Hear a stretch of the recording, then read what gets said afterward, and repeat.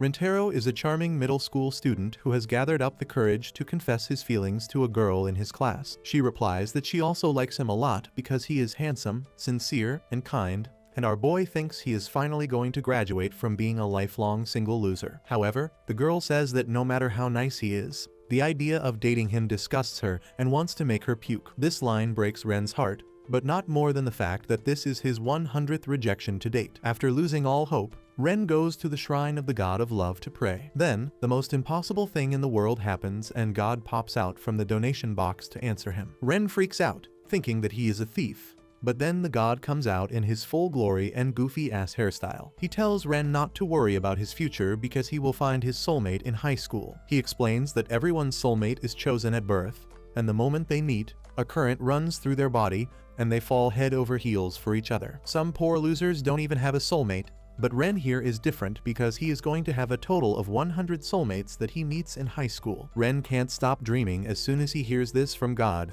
but he threatens to burn the shrine down if this prophecy doesn't come true. Fast forward 1 month later, Ren takes admission into Mitsu High School. As he is trying to find his classroom, he bumps into two girls, and the moment their eyes meet, all of them feel a shock running through their bodies. Ren stares at the two shawties and wonders if they are his soulmates, and the girls begin to feel strangely attracted to him. Ren decides not to ogle them because they will think he is just a creep. So he gets up and offers his hand to them like a gentleman. The pink-haired girl Hakari suddenly starts acting like she twisted her ankle because she has seen a lot of FIFA lately. She asks Ren to help her to reach the nurse's office, and he straight up starts crying because he hurt his soulmate as soon as they met. That melts Hakari's heart, and she starts falling for Ren. But this makes her friend Kara jealous. So she throws a tsundere tantrum and tells Ren that she also has a sprained ankle, but it's not like she is asking him to carry her. On hearing that he hurt both the girls, Ren starts punching himself like Tyler Durden, and the girls are so shocked that they stand up. However, as soon as Ren's attention is back on them,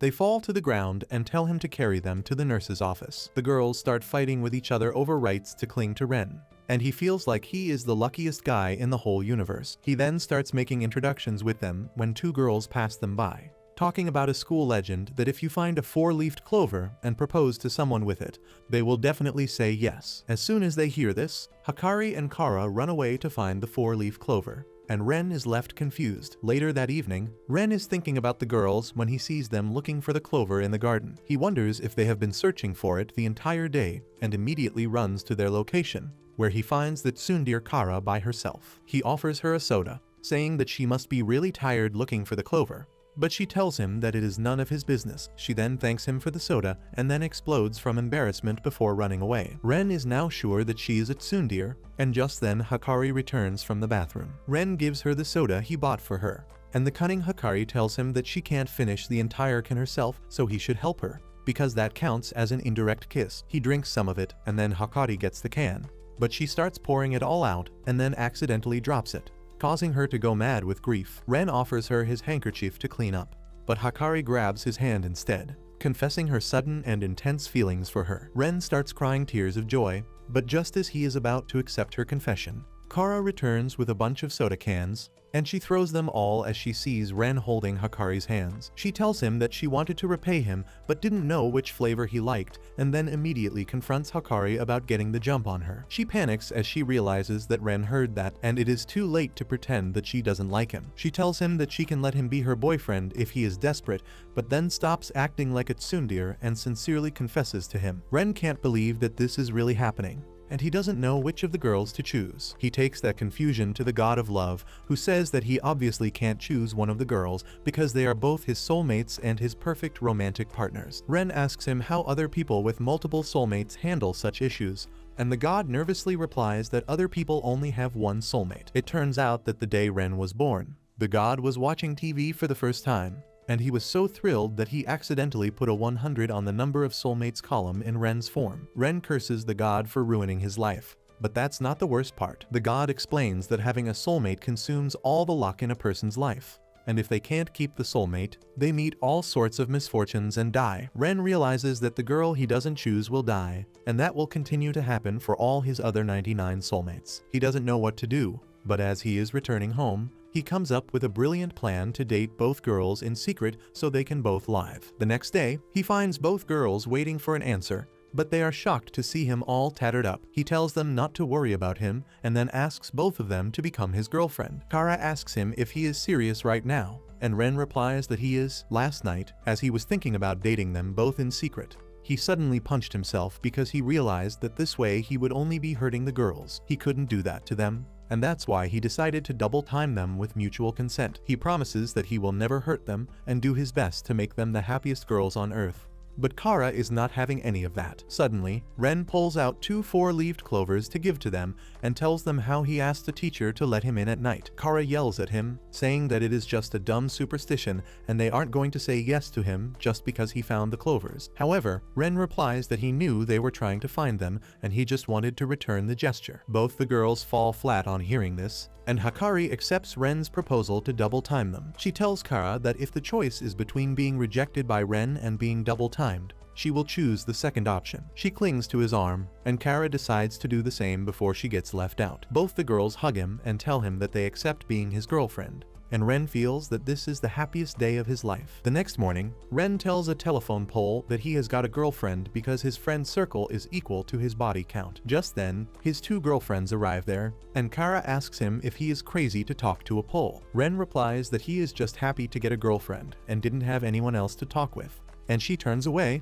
saying that she wouldn't want to talk to him either. Meanwhile, Hakari seizes her chance and grabs Ren's hand, and both of them shudder because this is their first time holding hands with someone of the opposite gender. This makes Kara really jealous, but luckily for her, Ren grabs her hand. The 3 of them walk to school like that, and everyone around them is taken aback by the strong aura of love they are emitting. Once they reach school, they see a student being chased after the vice principal, and the girls tell Ren that the boy is done for because their strict vice principal was a former Olympian and no one outruns her. She catches the boy, pins him to the ground, and then absolutely violates him with techniques that Epstein himself taught her, while Ren is disgusted at seeing the poor boy suffer at the hands of the old hag. Hakari asks him if he has ever kissed before. He shyly responds that he hasn't, and both the girls are fired up to steal his first kiss. During lunch break, they go to the terrace to eat, and Hakari feeds the food she cooked to Ren. Kara gets jealous seeing this, so she takes out the cookies she baked for him. However, she closes her eyes while trying to feed him and almost blinds him with a cookie. Ren says that the cookie is also the best in the galaxy, and then Hakari moves on with her master plan. She takes out Pocky sticks to feed Ren, but holds the stick in her mouth, and he is almost about to kiss her when Kara tries to ape Hakari, but ends up poking Ren's second eye as well. Because of that, Ren breaks the stick in half. And then Kara says that he must have a fever because his eyes are red. She says that a girlfriend's kiss can heal all sorts of fevers and moves ahead to kiss him. But Hakari slaps her away with her big bazookas, and the 2 girls start fighting over who gets to kiss Ren first. He tells them that they can just ask instead of playing these games because he wants to kiss them too.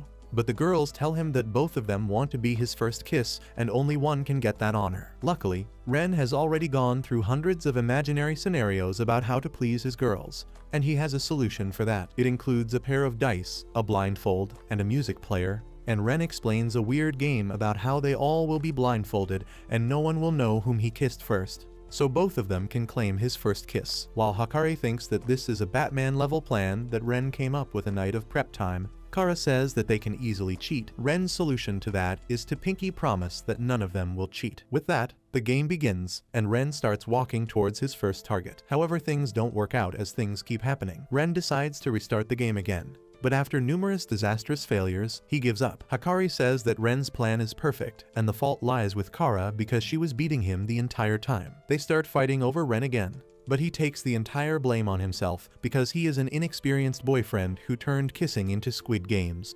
He calls out to the strict vice principal, who spots him running in the corridor and immediately chases after him. She pins Ren to the floor and is about to lubricate his food pipe with her tongue when Kara comes from behind and puts her in a camel choke. At the same time, Hakari shouts that an inspector from the education department is here to catch the perverted teacher. The vice principal scares Kara and then runs away like a spider to protect her job. The girls then catch up to Ren and ask what the hell he was doing. Ren says that he doesn't want to hurt his girlfriends, and if they are going to fight over his first kiss, he might as well throw it in trash. The girls get furious on hearing this and tell Ren that they would rather have him kiss the other girl instead of getting violated by the vice principal. Ren is so happy on hearing that he hugs both of them and takes them back to the rooftop to execute Plan B. He says that they will kiss at the same time to make sure everyone shares the first kiss. Kara is not really thrilled about having a three-way so early on, but Ren grabs her hand and then Hakari's, so the three of them share their first kiss. The next day, they visit the library,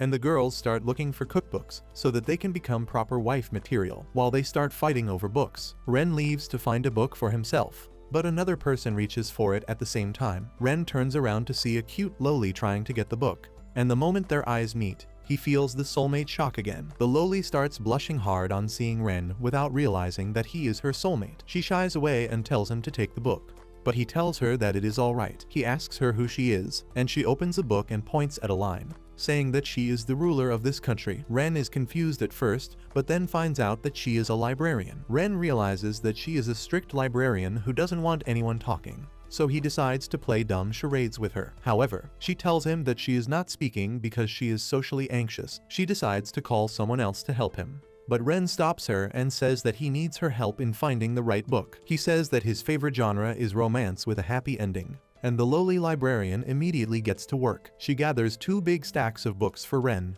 and he is overwhelmed on seeing them, but he respects the hard work she has put into this, so he decides to borrow them all. He goes to the front desk to borrow them, but the clerk tells him that he needs to wait for a week before his library card is issued. Ren feels defeated, and Shizuka doesn't like seeing him like that, so she gives him her book instead. Ren thanks her and then returns to his 2 girlfriends who are trying to find new recipes to please him. At night, Ren reads Shizuka's book, which is about a princess and her loyal knight who defeats a mega-evolved Charizard for her, and then they fall in love. However, the princess is forcefully engaged to a neighboring prince, and that's where the first part of the story ends. Ren gets emotional as he finishes the book, but that reminds him of his own fate and how his soulmates will die if he rejects them. The next day, Shizuka keeps thinking about Ren in the class, and she has brought the sequel of the book for him. She is startled when he calls out to her and then gives him the sequel book. Ren thanks her and decides to thank her by buying her a soda while his girlfriends fight about recipes. Meanwhile, Ren and Shizuka have a chat by the park. He praises her choice of books, and she points at the book to convey that she has been reading a lot since her childhood. Ren is impressed that she remembers every line of the book, but Shizuka doesn't feel she deserves that because everyone else hates her for being a crazy bookworm who doesn't even speak. Ren suddenly gets an idea,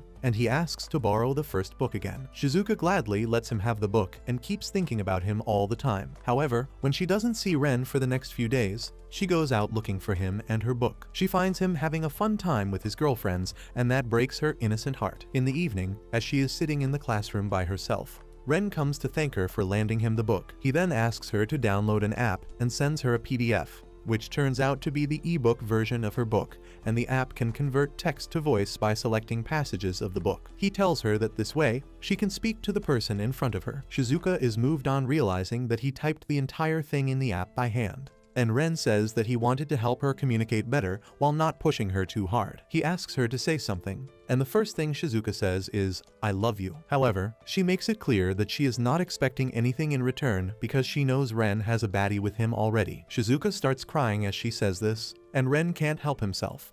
He grabs her by the shoulders and says he loves her too, and it doesn't matter that he already has 2 girlfriends. He tells her that he is her knight, and together they will fight the fate that keeps them separate. Shizuka is completely in love with him now, but the bigger challenge is convincing Kara and Hakari.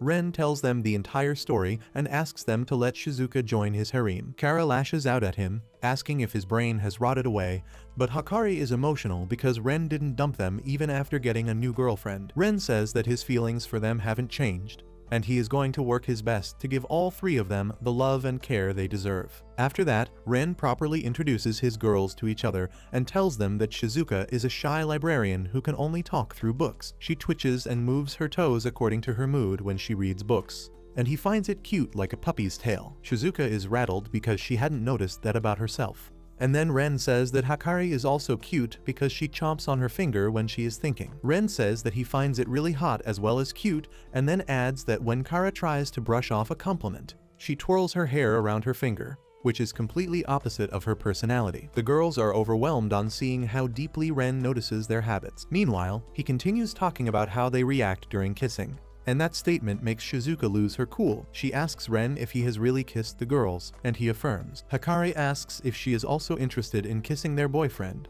and Shizuka blushes as she says that she plans to do those things only after marriage. Ren tells her that it is fine because he wants to kiss her when she is ready, while his first two girlfriends think that they should kiss right now. Anyway, they start eating lunch after that, and Harami and Kara compete about feeding Ren. Shizuka quietly eats her lunch while watching them, and later, the two girls start fighting over Ren. Shizuka can only watch them awkwardly, and Ren realizes that she needs to get used to things around here before opening up. However, he has plans for that, and those plans include a deck of cards and a penalty system where the loser gets tickled by the winner, because that will help them break the ice. However, the girls realize that if they lose, Ren will tickle them, and they can't miss this chance. Soon, they start playing Old Maid, and Ren wins the first round while Kara loses on purpose. As Ren starts tickling her, she falls on the ground and looks like he tickled her insides instead. In the next round, Hikari loses and gets to feel Ren's manly fingers tickling her. Shizuka loses the third one, and Ren gets excited to hear her laugh. However, Shizuka only laughs through the texts, but he decides to continue because she looks adorable. Meanwhile, Kara and Hikari decide it is their turn to have fun by tickling Ren, but the winner of the next round is Shizuka. She only pokes Ren in the name of tickling, and Hikari realizes that Shizuka is so shy that she is not misusing the chance to touch her boyfriend everywhere. She thinks that this makes Shizuka cuter than a poser like her and a much more dangerous rival than Kara. After a while, Ren takes a bathroom break, and Kara immediately confronts Shizuka, asking if she is holding back her naughty desires because they are watching her. She tells her to stop holding back and take full advantage of being Ren's girlfriend. Shizuka decides to come clean and says that she is holding back because she doesn't want Ren to compare her with Hikari and Kara, who are both more outgoing and passionate than her. The girls are smitten by her honesty and cuteness, and they tell her to stop worrying because Ren loves them all equally and he won't compare them. The girls start getting along with that, and that was Ren's plan all along. He could see Kara's anger earlier, and his first instinct was to stop the fight from happening, but then he decided to step away so that the girls could be honest with each other, which is the most important part of getting close to each other. He returns to the rooftop with that, and Kara immediately tells him that they are redoing the last penalty because poking doesn't count as tickling. Even Hikari supports Shizuka, who works up the courage to be honest about her feelings, and tells Ren that she wants to kiss him. That was more honesty than anyone was expecting. But Ren tells Shizuka he will do what she wants. She moves ahead to kiss him, but he instinctively gives her a head pat because she is so cute. However, Shizuka pulls his hand down and then the two of them kiss each other. Shizuka freezes because of a romance overdose, and Hikari approaches Ren to kiss her next. Once Ren is done kissing her, he turns towards Kara, who acts like she is doing him a favor. Ren first hugs her because she is too cute and then kisses her like the rest of his girlfriends. A few days later, it is the time for exam results, and Ren's girlfriends wait for him while he goes back to retrieve his smartphone from the classroom. There, he finds a girl named Nano and asks if she is not going to check her score. Nano confidently tells him that it is pointless because she knows she is the one at the top. But as she turns around to look him in the eye and assert dominance, both of them feel a shock running through their body. Ren realizes that she is also his soulmate and asks her if she wants to check the result together. Nano turns him down again, saying that it is a waste of time, and Ren leaves her alone. Once he checks the results, he pats the heads of the girls for doing well on the exam, and then checks who is the topper. He is shocked to see that Nano has gotten full marks in all subjects, and he asks his girls if they know anything about her. They tell him that Nano is distant and cold because she focuses on efficiency over anything else, and that's why everyone thinks she is AI. Anyway, they return to the classroom, and for a biology lab class, Ren gets paired with Nano, who is calm and elegant. He decides to start the conversation by talking about the experiment to see onion cells under a microscope, but to his shock, Nano is copying the diagram from the book because that's the most efficient method according to her. She tells Ren that it is pointless to do what the scientists have already proved, and even when he convinces her to use the microscope, she uses it to see the diagram in the book. Ren realizes that this girl is called AI because of how dumb she is while trying to sound logical. Anyway, he decides to do the experiment himself, but ends up nicking his finger. He tells Nano that he will visit the nurse's office, but she has a more efficient method of stopping the bleeding. She suddenly starts sucking Ren's finger while saying that saliva contains antimicrobial compounds. Ren freaks out, but he slowly starts enjoying the feeling and wishes that he had cut something else instead of his finger. Later, he thanks her for helping him earlier, and Nano tells him that she just chose the most efficient manner. He offers to buy a soda to thank her and get to know her better, but she turns him down because soda is not efficient for hydrating her body, and she doesn't want to waste time doing things that don't improve her future. Ren strongly disagrees and says that having fun makes life meaningful, but Nano leaves him stunned with some capitalistic logic that he is too dumb to process. However, now he wonders if someone like Nano is really his soulmate. Later that night, as Nano is studying, she keeps thinking about how outrageously she started sucking Ren's finger. She wonders why she did it and stresses over it. So to get back her focus, she starts writing down the value of pi to the last decimal place known to mankind. However, when even that doesn't help, she realizes she needs to do something more drastic. So the next morning, she calls Ren to meet her and tells him that she is in love with him and wants to become his girlfriend because his thoughts keep distracting her. Ren gladly accepts the proposal, but then Nano refuses him because she wants to end their love and continue her efficient life. She tells Ren that love between teenagers is useless, so he should forget about her, but he refuses, saying that she can't break his heart because he has endured 100 rejections. He asks her to go on a date with him, and if he can't win her over, he won't bother her again. Soon, they go on the date, and Ren is excited because this is his first ever date. He starts swooning as he sees Nano in casual clothes and tries his best to make her have a fun time. However, she keeps complaining about everything from silly rides to instant cameras and haunted houses. However, when Ren takes her on a Ferris wheel, she starts trembling because she is afraid of heights. Ren asks if he can sit next to her, and Nano agrees. She grabs his sleeve with her trembling fingers and then ends up holding his hand, and Ren is unable to process what she is thinking. At the end of the date, he asks if she had fun, and she affirms but tells him that doesn't mean she will date him. She says that this was a meaningless day because she didn't gain anything valuable, and Ren decides to play along. He says he will burn all the memories of this meaningless day. But as Nano sees him burning the pictures, she remembers their date and snatches the pictures away. That was what Ren was aiming for, and he tells Nano that she gained something valuable today that she can't measure in terms of usefulness. Nano starts crying on hearing this, and after Ren helps her calm down, she asks him to become his boyfriend for real. She says that she wants to find out valuable things that she has missed in her life and spend a fun time with him. Ren gladly accepts the new relationship, but then Nano grabs his hand and pulls him in for a kiss, because that's the most efficient way to progress their relationship. The next day, Ren introduces Nano to his harem and asks for their permission to add her into the group chat.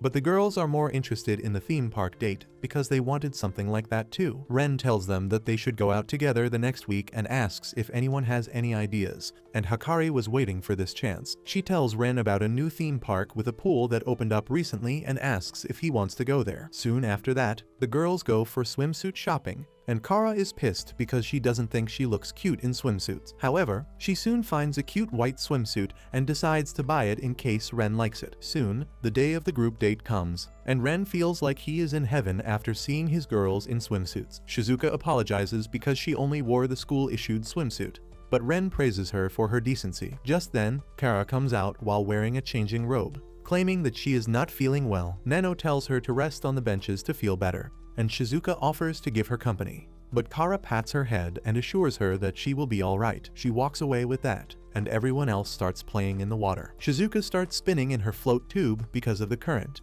and while Hakari and Nano make their moves on Ren and knock him out cold, she floats far away from her group. She tries to stop and reach them, but she can't stop spinning no matter how much she kicks water with her tiny feet. She tries asking people for help, but no one can listen to her, and in the end, she collides against the wall that rips a hole in her floater, and she has to climb out before she sinks. At the same time, Hakari and Nano are panicking, because after numerous attempts to give oxygen to Ren, he is not waking up. Nano suggests that they should call a lifeguard, and Hakari agrees, specifying that they need a male lifeguard. They run to find a lifeguard, but instead find a bunch of pervs who ask them to have fun with them. The girls ignore them and run around, but one of the creeps can't control himself and tries to touch Hakari. Luckily, Nano stops him and pokes his eyes to knock him out efficiently. His buddies get mad at this and decide to teach the girls a lesson, and Nano realizes that this is going to take a lot of time, so she volunteers to accompany the boys while Hakari finds the lifeguard. Hakari asks her why she is taking such a risk, and Nano replies that Ren will be more hurt if something happens to Hakari since they have been dating for longer. However, Hakari refuses to accept that and tells the creeps that no one wants to waste their time looking at their ugly faces. This infuriates the creeps and they try to attack them. But just then, Ren arrives there to take the blow and save them. He tells the pervs to stay away from his girlfriends and says that they can have all the fun they want with him as payback for Nano blinding their friend. The perverts tell him that they don't swing the way and tell him to take his girlfriend and leave. Ren tells them that both of them are his girlfriends, and the creep asks him to kiss them both to prove that's true. Ren doesn't want to play along, but his girls just need an excuse to kiss him. Once they are both done, the creeps freak out and say they don't want to do anything with such freaky hoes and run away. Just then, Kara comes there running and explains that a few seconds later, she saw them picking a fight with the creeps, so she looked around to see what Ren was doing. She found him on death's door and told him to wake up because his girlfriends were in danger. And that was all he needed to come back to his senses. Ren then thanks Nano for saving Hakari, but tells her not to put herself in danger because he won't be able to forgive himself if something happened to her. Nano blushes hearing that, but just then Ren notices Shizuka is missing. He starts panicking, fearing that something might have happened, and immediately rushes to find her. Meanwhile, Shizuka is trying to ask for help, but then her phone's battery dies out. She feels incredibly lonely and scared, but just then, Ren arrives there, screaming her name.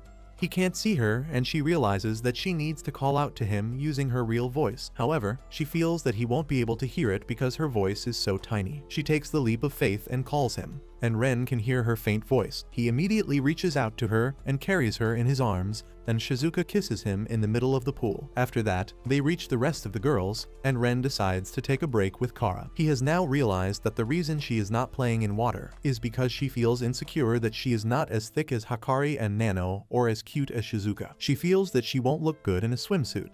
But then Ren takes off her dressing robe to reveal her swimsuit. Kara starts slapping him for having no manners, but then Ren hugs her, saying that she looks stunning. He tells her that she doesn't have to feel insecure about anything because she is perfect, and then he kisses her. After that, he takes her back to the rest of his harem, and all of them enjoy their time at the pool together. A couple days later, Ren's girlfriends take him to eat special couple pancakes, but as he passes by the chemistry lab, his eyes meet with a red-headed nerd baddie and a current runs through both of them immediately. He gets no time to talk with her then, but he visits the chemistry lab the next day to meet her. He doesn't find her there, and instead there is an excited Loli who introduces herself as Kusuri. Chem Club. Ren asks her about the girl he saw yesterday, but Kusuri tells him to wait and drink the tea she prepared. Ren politely obliges, and soon, Kusuri returns with a test tube in her hand, saying that this is the human magnet formula that can turn people into magnets. She tells Ren to try it, but he thinks it is risky. However, Kusuri doesn't take no for an answer and force feeds the formula to him. To Ren's surprise, it works, and then Kusuri drinks the medicine, but with the opposite polarity that attracts her to Ren like a magnet. He is overwhelmed by her cuteness, but controls himself because the FBI is watching. He asks her to get away, but Kusuri tells him that the effect of the formula will end in 10 minutes. However, they are going to be the longest 10 minutes of their lives because Kusuri has been holding her bladder the entire time. Luckily, she was wearing diapers in case something like this happened, but that is also too crazy and gross for Ren. Anyway, once the 10 minutes pass and they separate, Kusuri begins to tell Ren about the other medicines she has made. Ren feels like the girl is distracting him from the goal of finding his soulmate, but he can't stop thinking about her. Kusuri knows this too, and she reveals that the tea he drank earlier was actually a love potion because she likes him a lot, and they should go out on a date. She is sure that he won't refuse her under the effect of the love potion, but then Ren starts puking the potion out. Kusuri starts crying, thinking that he doesn't want to be in love with her, but Ren says that he just wants to be himself when he accepts her confession. However, before he can throw up the medicine, it starts reacting violently with his body, and he starts spasming. Kusuri tries to feed him a medicine that will counter the previous medicines, but since she can't feed him normally, she decides to do it with a kiss. Once Ren is normal, he tells Kusuri that he didn't need the medicine to be in love with her because he already likes her. She turns red from embarrassment on hearing this and begs him to date her. Ren agrees, and just then she grows up into the girl he saw saw yesterday. He is shocked and asks what is going on, and Kuzuri explains that this is her original form and a failed experiment to become immortal turned her into a lowly. She says that the drug neutralizing medicine must have turned her back to normal, but she will return to her tiny form in an hour. She tells Ren that she is a third-year student, and he bows to her on realizing she is a senpai. He agrees to date her and takes her to his harem when she becomes a lowly again, explaining the entire story of how he met her. Kuzuri introduces herself and says she is here with gifts for everyone. For Kara, she has medicines that can untwist her personality and give her what puberty couldn't. Kara immediately locks down Ren for telling such things about her to his new girlfriend, but apologizes as soon as Kuzuri says that she did her own research. Next, she gives Hakari a hot stuff medicine,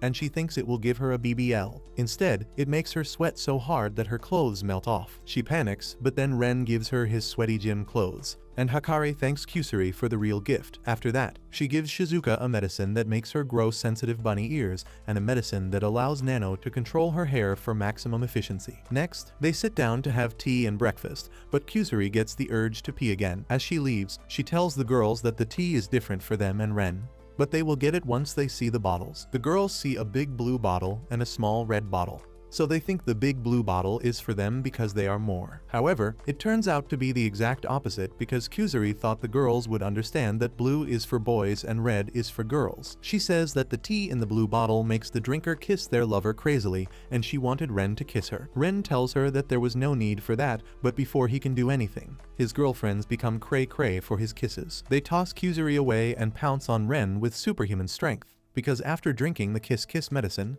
they become superpowered zombies. Kuzuri tells Ren they need to act soon because if they don't get the neutralizing medicine in an hour, they will remain like this for the rest of their life. Kuzuri takes Ren away from the kiss zombies and closes the roof door. However, the kiss zombies catch up to them in no time, and the two of them start running. Nano realizes that it is inefficient to chase them and sends the girls in all directions to corner them. Ren sees it and decides to distract the girls while Kuzuri makes the medicine. He tries to lead Shizuka away because she is the slowest, but then she slips and hurts her head. Ren can't stop himself from carrying her to the nurse's office, but the nurse is on leave, and he has to treat her himself. However, he recalls that Shizuka is a kiss zombie too late, and she pins him to the bed and starts making out with him. Ren feels so good that he doesn't want to stop, but he realizes that he might lose the real Shizuka forever at this rate, so he leaves her hanging and heads to find the other girls. Hakari and Kara find her first, and Kara launches Hakari towards him to knock him to the ground. With that, the girls catch up to him and take turns kissing him. Ren knows they are too strong to push away, but luckily, they start fighting out of nowhere, and he realizes that they still have their personalities, so he makes them kiss each other, and the girls continue what he started because they have already kissed each other, and they count as lovers too. Ren starts getting excited on seeing lesbian action in 4K. But then he remembers that he needs to help Kuzuri. He reaches the lab, but to his shock, Nano is already there. Ren panics and hides in a closet, hoping that Kuzuri reaches the lab in time to make the medicine.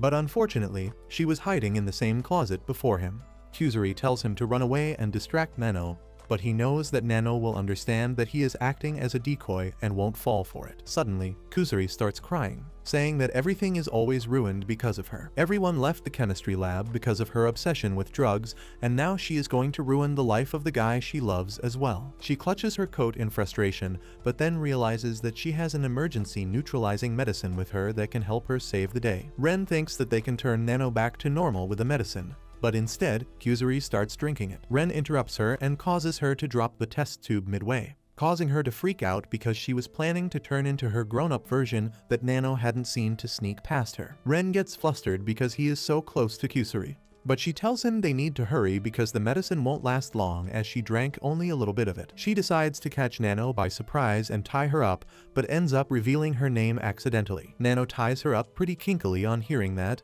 and Ren decides to run away to distract her at all costs. He hides in an empty classroom, but Nano breaks the lock and pins him down anyway. She starts kissing him without stopping, but luckily, Kuzuri arrives with medicine just then and feeds it to her. Nano falls unconscious thanks to that, and Ren is glad that his desperate attempt worked. Soon, they rescue all the girls, and when they wake up, Hakari apologizes to Ren for what she did. However, as she remembers her passionate making out session with Kara, she says that she forgot everything. Even Kara agrees with her, but then Kuzuri starts crying as she apologizes for the mess. Ren tells her that it is alright because things worked out in the end, and from now on, he will be there to help her clean up any mistakes she makes. Kusuri is so overjoyed on hearing this that she kisses him and gets what she wanted from the beginning. Soon after that, Hikari takes Ren and his harem to a date in a flower park, and everyone is really excited about it. Suddenly, the park officials announce that it is the time for their special game, Bouquet Toss, and the winner can wear a wedding dress and get pictures clicked with her partner. The girls get excited on hearing that they have a chance to do a wedding photo shoot with Ren,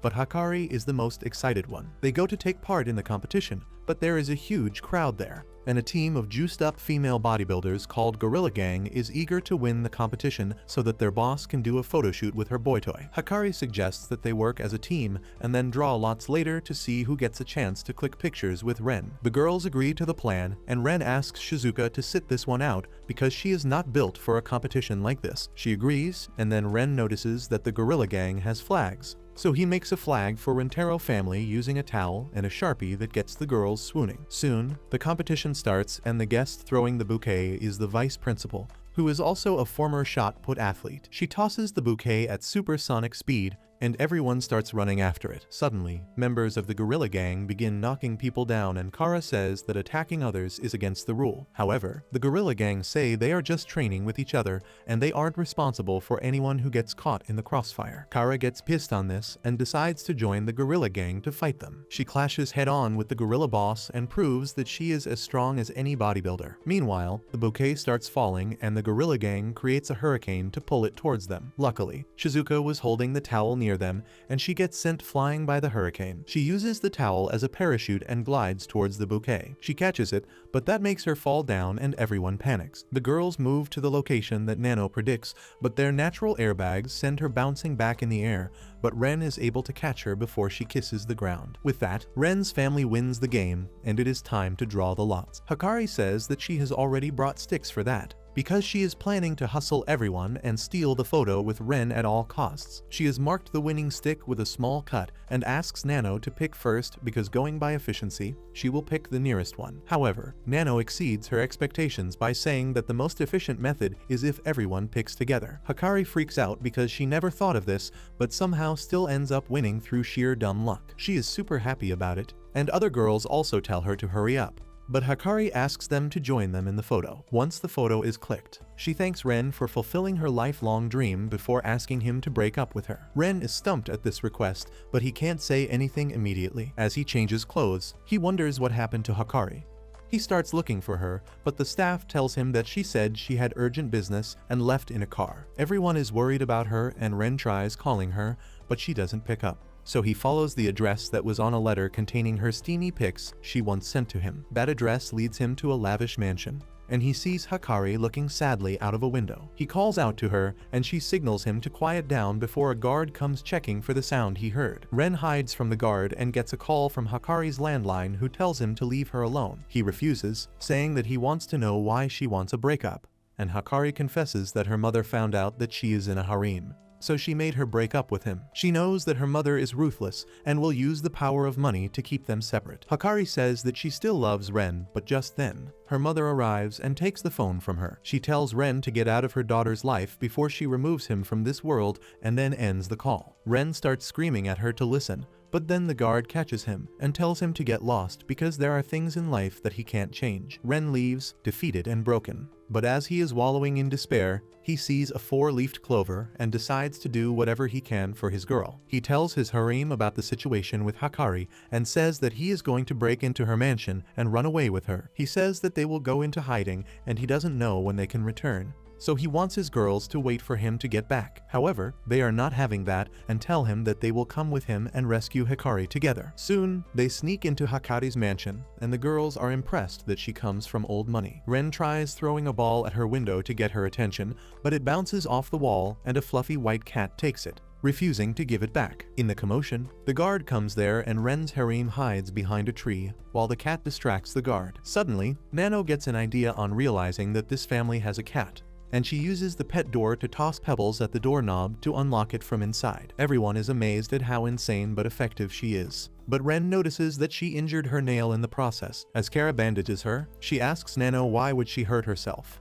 and she replies that she just wants to help her friend. With that, they enter the house, but immediately a big and scary guard dog blocks their path. Everyone freaks and runs out, but Shizuka is so scared that she can't move. She fears that the dog is going to tear her apart and eat her, but she decides to sacrifice herself for Hakari. However, the dog starts licking her instead, and Nano realizes that the dog's protective instincts kicked in after seeing how defenseless Shizuka is. Kuzuri rolls a sleeping potion towards Shizuka and tells her to use it, but Shizuka drinks it herself and falls asleep. Luckily, the dog licks the remaining medicine and falls asleep right away as well. Thanks to that, they are able to wake Shizuka up and continue on their journey, but they meet the cat again in a long corridor. They trip the infrared alarm and panic, but manage to hide behind the doors as the guards arrive and find the cat. They think that the cat triggered the alarm as it always does, so they take it away. After that, Ren and others wonder how can they cross the corridor, but Kuzuri has a solution for that. She tears an envelope with infrared vision eye drops and makes Ren use it. But in the meantime, Kara picks up the letter. Kuzuri snatches it back from her, but Nano has read the address already. She says that the letter was addressed to a foreign pharma company that Kuzuri wants to work at, and today is the last day to apply for an internship there. Kuzuri says that Hakari is a friend, and saving her is more important than the internship. She then asks Ren if he can see in infrared now, so he opens his eyes to unleash homegrown Sharingan.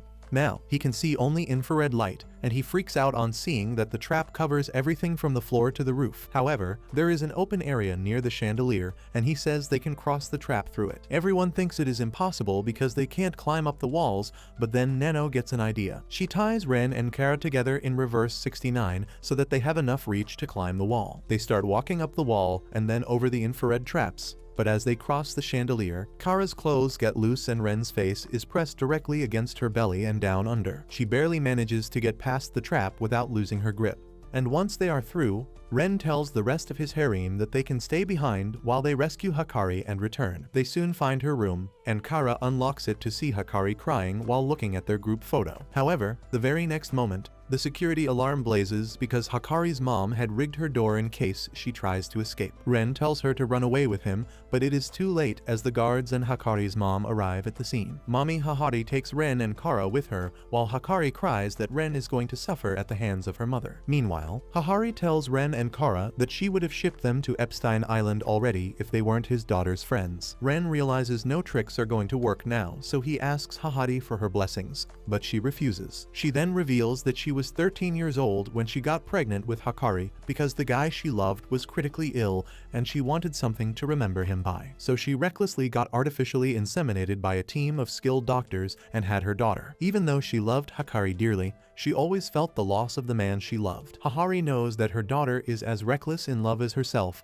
and she is going to be hurt badly if she dates a man who is 5 timing. That's why she tells Ren that his words mean nothing, and she is doing what she needs to protect her daughter. Ren starts crying on hearing her sad story and promises that he will never do anything that hurts Hakari. The tears wash away the medicine from his eyes, and he can see again. And as he meets Hahari's gaze, the soulmate shock runs through their bodies. Hahari is overwhelmed on feeling the sensation called love after 16 years, and she immediately asks Ren to go out with her because despite all that she has faced, she is still the type to become blind in love. Kara is flabbergasted by what she just heard, but Ren is about to say yes because he doesn't say no to his soulmates. Kara yells at him to snap out of it, and then Hahari says that she was just joking to test him, and she is still not going to give her daughter to him. Ren swears that he will do his best to keep Hakari happy. So Hahari summons a custom lie detector chair that can sense even the smallest lies to test his promises. Ren agrees to undergo her test, but asks her to prove that the chair works. Hahari agrees and makes Kara take the test because Ren will trust her answers more. The first question Hahari asks her is about her cup size,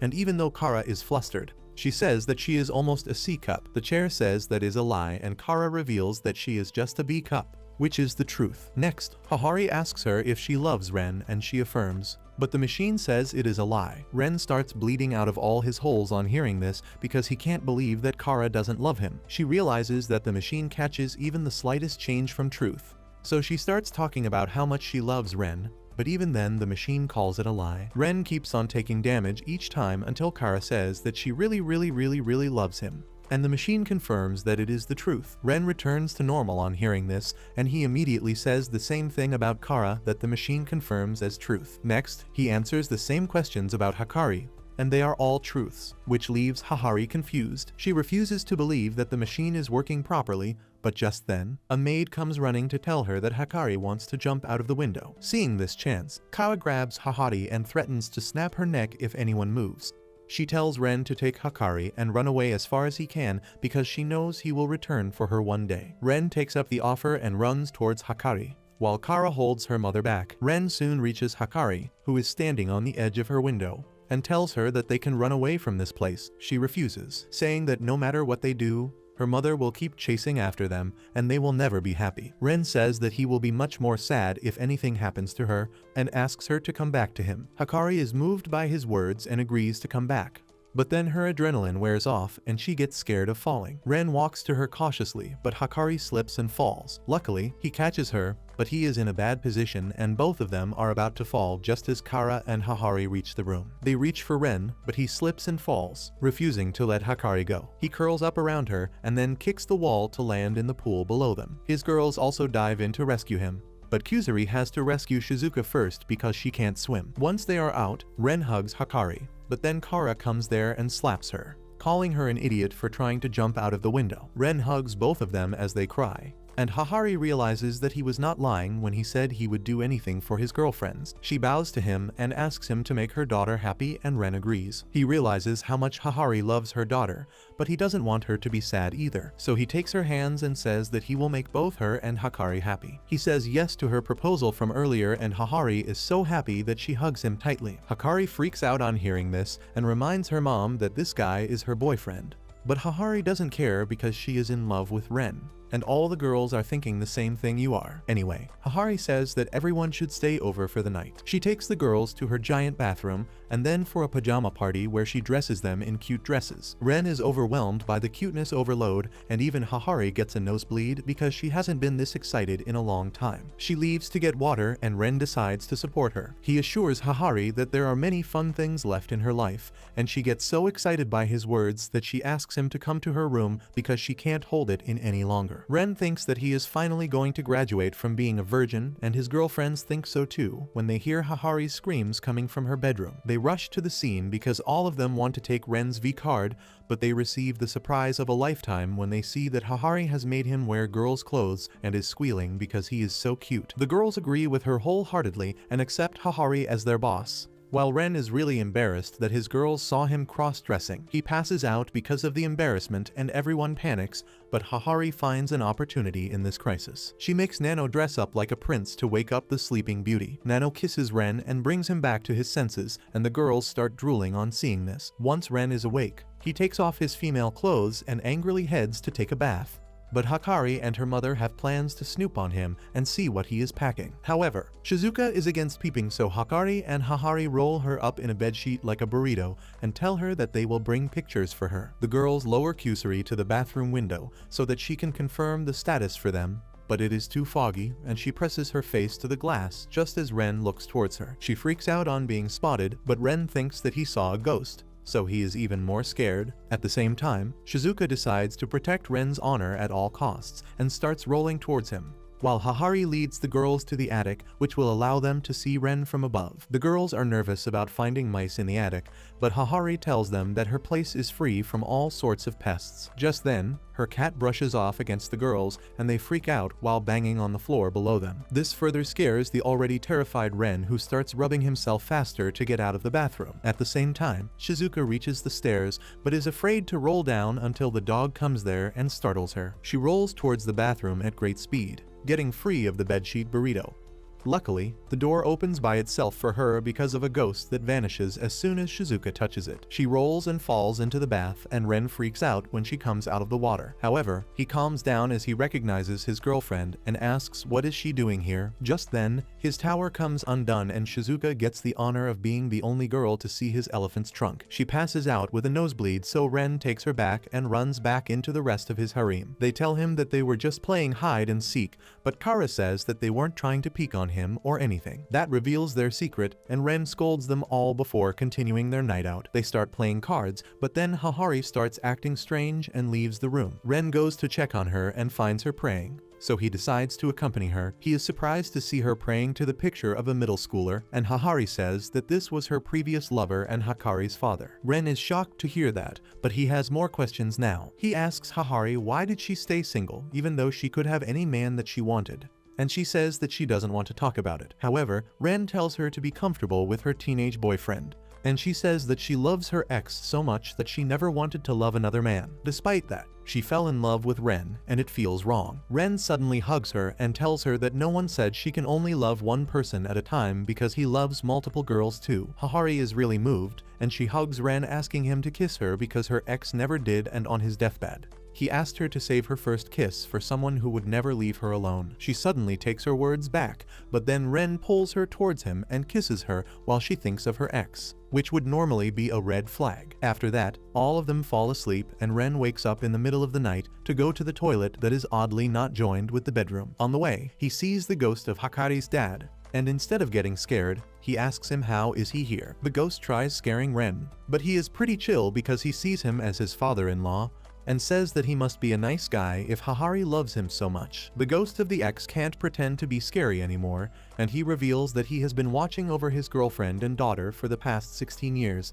but now that Ren is here, he thinks that the girls are in safe hands. Ren asks to shake his hand and thanks him for bringing Hakari into this world and making Hahari happy in the past. On hearing his heartfelt words, the ghost suddenly goes Super Saiyan because all his regrets and worries that tied him to Earth are getting washed away after meeting Ren. He tells Ren to watch over the girls for him as he passes away, and Ren wakes up in the morning, trying to stop him from going. Later, everyone heads back home to change and go to school, and Hahari asks them to come here as often as they want to. However, she can't control herself from going after Ren, and in the afternoon assembly, she introduces herself to the students as the new chairperson of the school board because she bought the school to be closer to Ren. Meanwhile, ran all the way to her mansion to see her in the lunch break, and he gathers his strength to run back and meet his girls back at school, passing many of his future soulmates to reach his girlfriends waiting for him at the rooftop. A couple weeks later, Hakari calls everyone to the rooftop for an emergency meeting. She says that after 3 months in a relationship,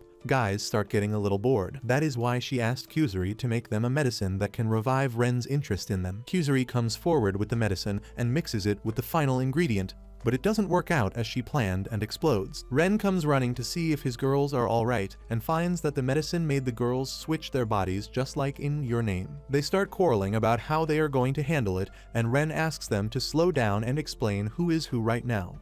Hakari is in Nano's body, and she realizes that she can take advantage of this situation to get closer to Ren, but he can easily guess that it is her by her actions. Next, Kuzuri asks him if he can tell that she is in Hakari's body. After that, he turns to Kuzuri's body, which now houses Hahari, who is thrilled to be young again. Meanwhile, Kara is in Hahari's body, and Shizuka is in her body, while Nano has possessed Shizuka's body. Ren asks how to turn them back, and Hahari suggests that they need a miracle, and the only thing that can make it possible is a kiss from Ren. Everyone knows that this is an excuse, but that doesn't stop Hahari from giving Ren baby treatment while in Kuzuri's body, and he feels really good with motherly Kuzuri. Once they kiss, her soul leaves the body, and the girls realize that if Ren kisses everyone quickly, their souls will leave the new vessel and go back to their original body. So Ren kisses all of them one by one, and their souls are in the air. With that, they return to their original bodies, and Ren is overwhelmed after 6 kisses in a row. Later that day, as he is buying lunch in the cafeteria,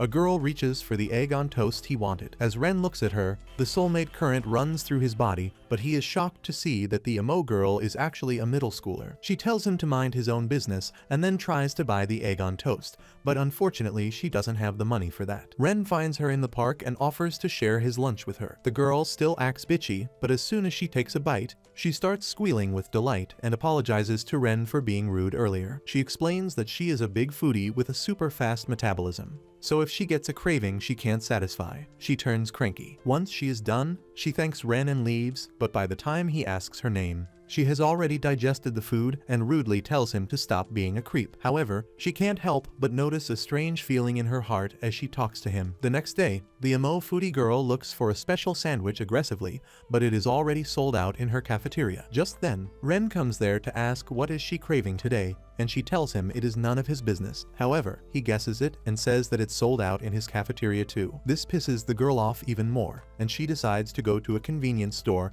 and when Ren offers to go instead, she lashes out at him. She runs off with that, but can't find the sandwich anywhere. She throws a tantrum because she is mad at herself for lashing out on someone as kind as Ren. Soon, she reaches school and Ren is waiting for her at the gate. He asks her to come with him to the kitchen where he has prepared the sandwich she wanted after getting permission from school and using makeshift ingredients. He got a little injured in the process, but says it is fine, and the girl gets emotional. She asks why would he do so much for someone like her, and Ren says that she really enjoys eating food, and he found that charming. The girl starts blushing on hearing this and says that the food she eats with him tastes special, so she wants him to eat lunch with her every day as her boyfriend. Ren happily accepts the proposal, and the girl introduces herself as Kirimi after becoming his girlfriend. With that, Ren takes Kirimi to meet his harem, and she clearly tells them that she has no plans of being chummy with anyone except Ren, and the girls are a little hurt on hearing that. Next, Ren tells them about an eating competition the next Sunday where the reward is a special gelato made by a Michelin star chef. He says they should register as a team, but Kirimi says she will win it solo. However, Ren explains that middle schoolers need a guardian with them, and since Kirimi's parents work on Sunday, she agrees to join the team with Hahari acting as her guardian. The next Sunday, Ren and his harem go to the food fight, and he hopes that this will help Kirimi break the ice with the rest of his girls. The announcer declares that the preliminary round is about eating as much rice as they can, and the side dishes won't count in the score. Only 2 people can take part in this round, and Kirimi declares that she will take part in every round and win, so they can just go home. Kara is pissed at her, but Ren stops her and volunteers to help her in round 1. As they start eating, Kirimi keeps getting distracted by the side dishes, and Ren brings a plate for her. Kara asks him if he is crazy for going to the side dishes so quickly, but Ren asks her to just wait and watch. Kirimi starts making faces of ecstasy on eating the side dishes, and it tempts everyone to get some sides as well. As everyone rushes to get the side dishes, Ren explains that their stomach will get filled with the side dishes and they will drop out of the competition quickly, but Kirimi basically has a black hole in her belly, and she will be alright. He himself keeps asking for more rice without eating any side dish, and the girls ask him how can he eat that much. Ren replies that he feels that the rice his girlfriends are serving him has their unique flavor, and he can't get tired of eating it. Soon, the prelim round ends, and despite their performance, Ren and Kirimi are only third. The second position goes to the Gorilla Gang, and the first position is taken by a sumo wrestler named Chonko, who came here straight from the One Piece universe. The next round is drinking boba tea, and Shizuka volunteers to help Kirimi. As the round begins, Chonko begins swallowing entire glasses of boba tea at once, but others start struggling to chew the tapioca balls after 10 minutes. Somehow Shizuka has no problem with it, because she has trained her tiny mouth since childhood to chew harder and longer than other people. Thanks to that, Ren's family gets second position. The next round is eating 10 pieces of sushi quickly, and Nano steps up to help Kirimi, who gets lost in the taste, but Nano starts swallowing sushi whole without chewing. Despite that, she can't beat Chonko because her stomach is full, so she rushes to the highest place in the arena to use her fear of heights to trigger her survival mechanisms that will let her eat more. She finishes the last piece of sushi, earning the second spot,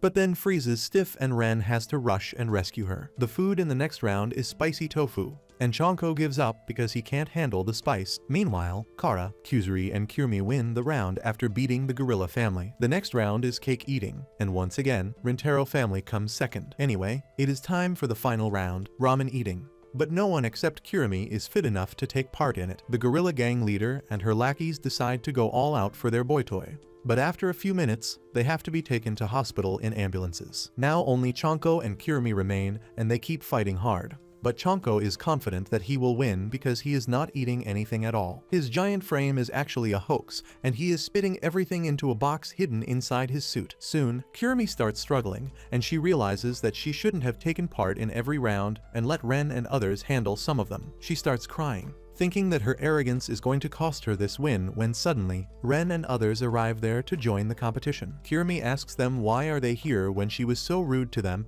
and they reply that they are a family that stays together no matter what. Ren tells her that they will win with the power of love, and Kirimi finally accepts his words. As they keep eating, Chonko's box gets full, so he transforms and begins stuffing his belly instead. After a prolonged battle, everyone is on the floor and the match is a tie. Kirimi and Chonko crawl towards their ramen bowl, but then Ren asks Kirimi to feed him instead. She does that, and Ren swallows the last bit of ramen while Chonko vomits. He can't understand how Ren didn't vomit after eating that much, and he replies that he will never throw up what his girlfriends feed him. With that, his team wins the competition and get to eat the special gelato. Kirimi now feels guilty for being rude to everyone, but instead of scolding her, they simply feed her more gelato. Later, Kirimi meets Ren privately and thanks him for taking her to the competition. Then suddenly, she moves closer to Ren and kisses him, saying that she could get used to his taste. Soon after that, Hahari gets into full mommy mode and makes baby clothes for everyone to wear. Ren gets so excited that he starts wearing them already, but Hahari tells him to wait because they have to drink Kusuri's babyfication medicine first. Kara and Kirimi don't want to take weird medicines or wear baby clothes, so Hakari starts rolling on the floor to convince them. This hurts Hakari, who asks her mother to stop embarrassing her in front of her friends. Seeing the atmosphere get tense, Kusuri decides to use the school cat as a distraction. She throws a test tube at her and asks her to catch it, but the cat runs away and the test tube explodes, causing everyone except Ren and Hakari to turn into babies. They are overwhelmed by their cuteness and dress them in baby clothes because Kusuri told them not to take the neutralizing medicine before an hour. While Ren is overwhelmed by the cuteness of the babies, Hakari starts feeling like a wife who had many kids with her husband. However, they both realize how difficult it is to take care of kids as Shizuka and Nano start running away. Kusuri tries to drink her medicines, while Kirimi and Kara try to get milk out of Hakari's jugs. They suddenly start fighting, and when Hakari tries to stop them, they begin crying as she tries to pacify them. Baby Hahari climbs on her shoulder and pulls her hair, and Hakari thinks she can't handle it. However, Hahari pats her head to comfort her, and in relief Hakari accidentally throws Kirimi and Kara away. Luckily, Ren catches them while dragging his face across the floor, and the babies really enjoy that. Ren realizes that this will keep them entertained, so he keeps dragging his face across the rooftop for an hour. And at the end, his face is pretty messed up. Anyway, he and Hakari realize that raising babies is not an easy task, but it is worth it because kids are little angels. Ren says that Hahari said that Hakari was the ray of hope in her life, and once she is back to normal, Hakari apologizes to her mother for being rude. She realizes that she has never seen her mother look so lively before, and it is because she finally feels free and safe with Ren and others. A couple days later, the harem has a cookie party on the rooftop, and Hahari's maid Mei is there to serve them. Hakari praises how bright Kirimi's eyes shine when she eats, and that leads to a chain reaction of everyone praising everyone's eye color. Hahari says that Mei's eyes are also really pretty, even though she always keeps them closed while wearing a polite smile. Hahari tells everyone that Mei's eyes are rainbow colored, and everyone is excited to see them. Hahari orders her to open her eyes, but Mei's eyelids have become rigid after not being used for so long. She can't open her eyes when she uses her hands, but she can't disobey her master, so she goes looking for a scalpel to cut open her eyelids. Hahari stops her, and the group begins looking for other ways to get her to open her eyes. However, Kirimi is curious about how does Mei see with her eyes closed. She replies that she doesn't, and instead she uses her other senses like Daredevil. She proves that by catching a flower pot that was about to fall on Ren's head, and he is impressed. Suddenly, Shizuka gets an idea, and she tries to startle Mei, but the only people affected by her actions are Ren and Hahari. After that, Nano threatens to startle her by stabbing her with a blade, but that doesn't work out either, and Nano reveals that she retracted the blade at the last moment. On seeing that nothing works, Ren suggests that they try to make Mei laugh because that will force her to open her eyes. He tells her a funny story about how he mispronounced a word earlier, and Mei laughs softly. But when he tells her that it wasn't him, but Hahari who mispronounced the word, Mei's eyes open wide. As her rainbow eyes meet Ren's, they feel the soulmate shock, and everyone is confused about how Ren's plan worked. He explains that Mei is so loyal that she wouldn't want to laugh at Hahari, and the shock got her to open her eyes. However, the bigger issue here is that Mei has fallen in love with Ren at first sight, but she refuses to date him because he is her mistress's boyfriend. Hahari tells her to keep her feelings first, and the rest of the harem also welcomes her. so Mei asks Ren to make her his side chick. The next day, Mei comes to pick Ren up because Hahari told her to become his personal maid for a day so that they both can know each other better. Ren asks her what she likes, and she replies that she loves Hahari and Ren. But he asks her what else she likes. Turns out Mei has no hobbies, no favorite food, and no personality traits apart from being loyal to Hahari and him. Ren thinks he needs to make her experience more things, so he takes her to a flower park and food stalls nearby. He asks if she would like to eat something, but she replies that she will be fine with whatever he orders, to stop her from trying to please him all the time. Ren says that he wants to eat the food she has cooked, and he is so hungry that he can't wait a single minute. To his surprise, she comes back in 40 seconds with a homemade lunchbox that she made in advance. Ren realizes that she didn't even plan to tell him about it until he asked. He is amazed at her selflessness, and after eating the lunch, Mei asks Ren if he has any orders for her because she will do anything for him. Unfortunately, he is dumb as a fart and can't think of anything good. He asks Mei to bring a cherry blossom branch for him, and she obliges. But then he realizes that he is basically treating her like a dog and playing fetch with her. So he asks Mei to throw the stick so that he can fetch it and make things equal. But now even the maid has started thinking that he is dumb. She tells him to give her a better order so that she can serve him, and he asks why is so insistent on serving others. Mei replies that her life has no value because she was abandoned once, but Hahari found her and now it is her mission to serve her. Ren doesn't like that attitude, so he orders her to stop being useful to him. Mei accepts it, but no matter what she does, Ren says that she is being cute, which counts as being useful. In the end, the only idea left in her mind is to drive back home, but Hahari sends her back to her date. Once Mei returns, she tells Ren that she is useful to him no matter where she goes, and she can be useless only when she is dead. Ren replies that this is exactly his point because as long as Mei is alive, she is useful to him, so she doesn't need to push herself hard to please him. Mei gets emotional on her, and then Ren says that if she wants to do anything for him, she should do it as his girlfriend and not his maid, and she gladly accepts that order. With that, Ren introduces her to his harem, and the girls have already accepted Mei as one of them. To celebrate this occasion, Hahari has made maid outfits for every one of them, and Ren's mind gets blown on seeing them as maids. Mei tells everyone to be careful, or they will get their dress dirty, which is a great sin for maids. This gives Hahari an idea to start a water fight between the girls, with the reward being a sloppy kiss from Ren. The girls are thrilled to take part in the competition, with Ren acting as the referee butler. Kara faces Mei first, who easily dodges her attacks, then forces her into an awkward position where she gets defeated by Kusuri. Nano eliminates Kusuri while Hahari distracts Kirimi with a burger to eliminate her. Nano decides to take down Hahari first, but Mei intervenes to protect her master. Nano calculates the velocity, air resistance, and a bunch of stuff to dodge the water, and then fires back, but Mei uses Ultra Instinct to dodge it. The two of them start facing off like Goku and Vegeta, but then Nano decides to go after an easier target. She chases Shizuka, who starts firing in random directions, and one of the shots she fired upwards falls right on Nano's head, eliminating her, but she also gets wet by her own attack. Now only 3 players are left, and Hikari takes her mother hostage to force Mei to eliminate herself. However, Hahari shoots herself so that her maid can win and make her proud. Mei runs ahead and takes Hikari out quickly,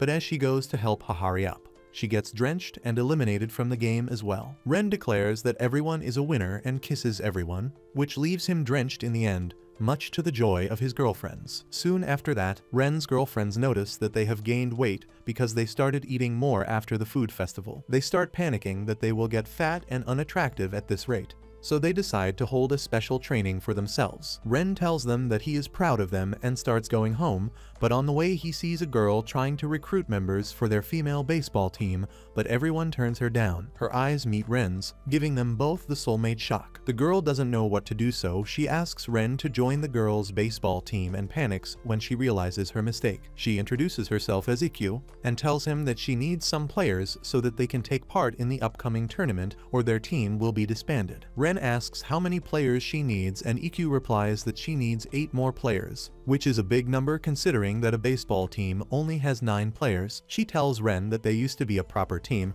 but her friends left for the US to train properly, and she just wants to keep the team alive till they get back. She says that she can only try to recruit players while training her muscles right now. However, she gets exhausted after a while because she has been swinging her bat since morning, but she likes it because she is a masochist. Anyway, Ren asks what he can do to help her, and Ikkyu asks him to help her with training. They play for a couple of hours together and Ikkyu is really happy. The next day, she is really excited for the classes to end so that she can play again with Ren. She is sure that she is in love with him, but then she sees him holding Nano's hand and that shatters her dreams. So later that evening, when Ren comes to play, she confesses her feelings for him. Ren rejects her, saying that he has 8 girlfriends already, and that completely breaks Ikkyu's heart. However, the fun part is that Ikkyu's masochist side kicks in on hearing that she feels the most pleasure she has ever felt in life on being heartbroken. Suddenly, Ren starts coughing so much blood that he floats in the air, and reveals that he was rejecting her on purpose because he saw her looking ecstatic earlier when she saw him with Nano. That's why he just wanted to make her feel good before accepting her proposal, because he wants to be with her and help her achieve her dreams. Ikkyu is delighted to become his girlfriend, and the next day,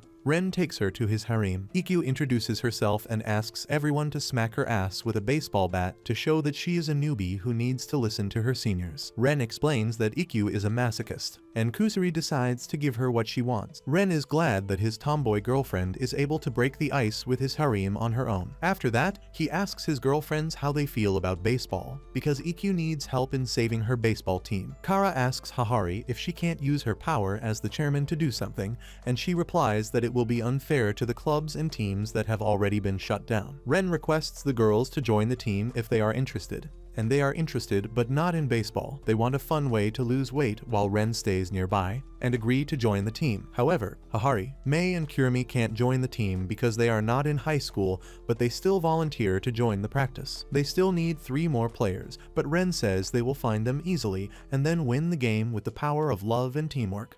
Soon, they start training, and the first exercise is catching practice. Kara uses too much power. Hahari has too much jiggle physics. Hakari is too clumsy, and the baseballs remind Kurumi of chocolate wrapped like baseballs. Once they finish catching practice, it is time to practice swinging the bat, and Kusuri decides to become Roronoa Zoro. Kara starts using it like a weapon and Shizuka starts spinning as she swings the bat. By night, everyone is exhausted, but Ikkyu is still going strong. She tells everyone to go home because she still needs to practice a bit, and when they return in the morning, they find that she hasn't gone home all night. She collapses as soon as they approach her, and they take her to the infirmary while wondering how is she such a masochist. They leave for their classes with that, and Ren returns just in time as Ikkyu wakes up, still aching to practice more so that she doesn't let her friends down. Ren somehow convinces her to go to class for now, and plans to develop a fever by putting ice inside his underwear to stop Ikkyu from overworking. Later that day, as they finish practicing and Ikkyu tells everyone to go home,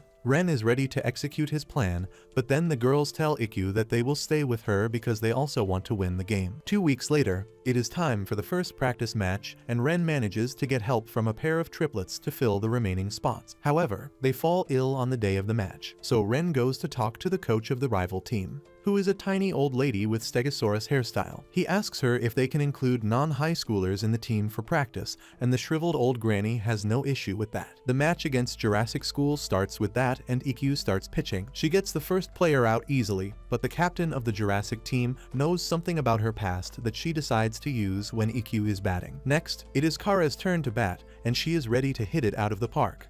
But the enemy pitcher is a powerhouse whose throw breaks her bat instead. The next 2 pitches do the same thing and Kara gets out. Next, it is Ikkyu's turn, but she freezes right as the pitcher throws the ball. After strike 2, she regains her focus, but the captain tells the pitcher to use her ultimate attack that wrecks both her arm and her opponent's hand. Because of that, Ikkyu can't pitch and Nano takes over for her. This lets the Jurassic team score a lot of points, and Ikkyu and others can't do anything against the gorilla pitcher on their team. They start lagging behind by a lot, and the Jurassic captain decides to finish the game before Ikkyu recovers by targeting Shizuka, who is the weakest member of the team. She goes up to her mid-game and says that she has been messing up a lot and is a burden to her team, which breaks Shizuka's more, and she begins making even more mistakes that let the opponents score 3 runs. Shizuka starts crying, and as everyone consoles her, Kusuri reveals that the lizard team captain was trash-talking her. This gets everyone pissed, and when the game restarts, Kara goes Super Saiyan to hit a Kamehameha-style home run against the T-Rex pitcher to avenge Shizuka. Hakari can't do that, so she focuses on bunting, and everyone else does the best they can to overwhelm their enemies with the power of love and rage. Mei becomes the pitcher and throws balls that swing like Darkseid's eye lasers,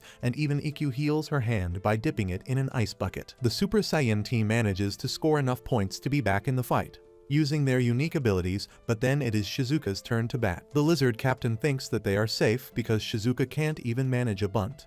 But she suddenly hugs the bat tightly and hits a bunt from the base because the T-Rex pitcher has only been throwing middles. Shizuka starts running at full speed, but she is not fast enough. However, seeing her trying to run fast with her tiny body reminds the opponent of her puppy that died last year, and she can't catch the ball. Shizuka completes the run and ties the score. But the next batter is Ikkyu, and the lizard captain thinks that she will fumble again. As Ikkyu leaves to bat, Ren grabs her hand and asks why is she not herself today. Ikkyu reveals that a couple years ago, she hit a home run that hit a girl in the stands and gave her a serious bleeding. That's why she is scared of hitting home runs now, but she is confident that she will hit it this time. Everyone cheers for her, but Ikkyu still has the flashbacks and hits 2 foul shots. She pumps herself up before the last pitch, but then the T-Rex pitcher uses her ultimate attack again. This time, Ikkyu connects the shot properly even as the wind pressure from the pitch tears her clothes. Suddenly, she hears Ren telling her to hit the ball towards him because he will surely catch it. Ikkyu believes him and hits the ball with full strength, and Ren feels like the Shaolin soccer goalkeeper as he tries to stop the hypersonic ball. In the end,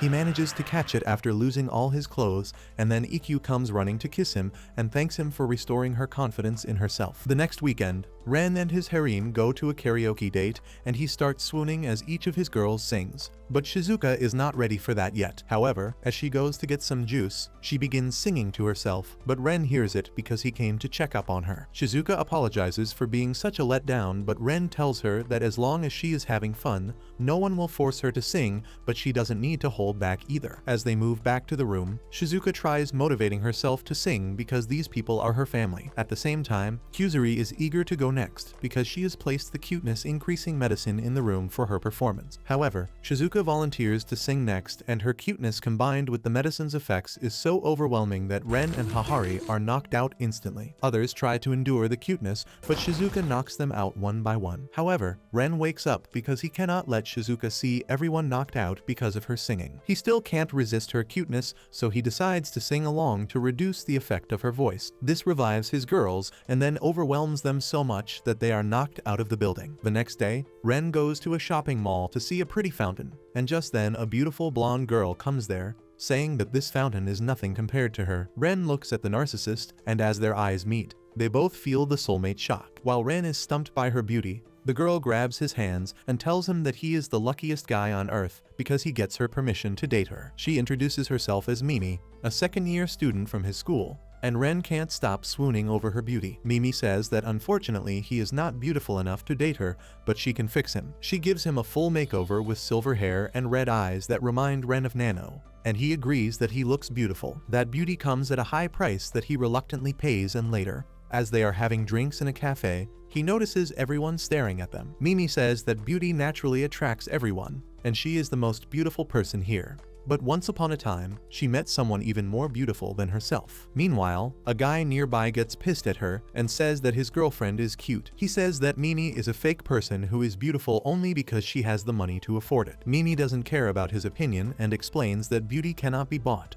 It must be earned, and she works hard every day to maintain her beauty. This pisses the guy even more, and he decides to throw his drink on her to ruin her clothes. But Ren shields her using his body. The guard comes running to chase the guy, but he slips on a straw. He is about to fall on the drink and ruin his clothes, but Ren saves him too because he doesn't mind his clothes being ruined as long as Mimi is safe. He knows that the guy is twisted, but he was trying to look cool in front of his girlfriend, so he forgives him. The guy is so moved on hearing this that he apologizes and turns himself in, while Mimi takes off Ren's wig, saying that he doesn't need it because his heart is beautiful enough. She then confesses her love for him and asks him to date her, and Ren agrees, but tells her that he already has 9 girlfriends. Mimi is shocked, but since she gets to be girlfriend number, which is the perfect number according to her, she agrees. Just then, Shizuka and Nano come there after shopping, and Mimi's mood changes on seeing Nano because she was the one who outshone and made her feel inferior. She refuses to join a group that has Nano, but she can't give up Ren either, so she challenges her to a beauty search contest to see who will leave Ren's harem. Ren thinks that Nano will refuse the challenge, but to his shock, she accepts it. Mimi remembers how she lost a beauty contest to Nano in middle school, but she accepted it gracefully and tried to be friends with her. However, Nano told her that friendships are a waste of time and walked away. Today, she decides to pay her back for that insult, and the beauty search contest takes place on the school rooftop. Kara asks Mimi to explain what's going on, and she says that she and Nano will list beautiful things about the girls in Ren's harem. Ren will be the judge, and if he accepts a beautiful thing, they will get a point. Whoever gets the most points will win the competition, and the loser has to leave Rentaro family. Kara refuses to let a game decide who leaves the harem, but the game has already begun, and she is the first target. Both Mimi and Nano point out beautiful things about her, and Ren accepts every single entry. After 7 rounds, Nano has the lead, and the next target is Shizuka. Hikari feels that Nano is going to win because she spends a lot of time with Shizuka. However, as Nano makes the first call, she talks about how Shizuka's small gestures are cute. Ren refuses to give her a point because she pointed out cuteness and not beauty. Nano panics that she made a mistake and Mimi scores a point quickly. Nano tries to fight back, but she can't see beyond Shizuka's cuteness and ends up losing the round. Now they are both tied, and the final target is Ren, who will decide the result of the game. Mei acts as the judge in this round, and Mimi makes the first call. She says that Ren's thick eyebrows are beautiful, but he shaves them so she doesn't score. Nano says that his proper uniform is beautiful, so Ren tears it. The girls keep listing beautiful things about him, and Ren ruins them so that they both lose and the game ends in a draw, which means no one gets exiled. However, Mimi can't accept a tie with Nano, so she takes leave. Nano stops her and apologizes for her actions in the past, explaining that meeting Ren and others changed her, and now she realizes what all she missed. She grabs Mimi's hand and asks her to be her friend, and that reminds Mimi of how she was obsessed with Nano in middle school. She entered her name in the beauty contest so that they could get an opportunity to talk and become friends, but her dreams took many years to come true. She is happy to become friends with Nano, but immediately switches to her arrogant style. With that, she formally becomes a part of the harem, and the first thing she does is give Kuzuri a makeover. However, she is surprised because all the girls in the harem are naturally beautiful, and she wonders about the reason behind that. As she sees Kuzuri kissing Ren, she thinks that his kiss is keeping their hormones in balance and making them beautiful, so she says that all of them should kiss him. Kuzuri brings out a special lip balm that will make the kisses more intense, and Ren and his girls melt with each kiss. Mimi goes last and experiences her first kiss, which makes her love Ren even more. By the end of the evening, the girls become so beautiful that their art style changes, and Ren becomes so handsome that he turns into a Greek statue. Soon after that, Ren reads an article that says that the solar activity is reducing and Earth may enter another ice age soon. He starts getting worried about the future of the planet, but Kuzuri thinks that he is stressed because he is bald and is wearing a wig since the beauty search contest. However, she has a hair growing medicine that can restore his hair immediately, and Hahari decides to take this change to give everyone a new hairstyle. Mei acts as the stylist and gives everyone a new fade, and seeing them like this makes Ren's hair grow back instantly. After that, Hahari asks Kuzuri for the hair control medicine she once fed Nano,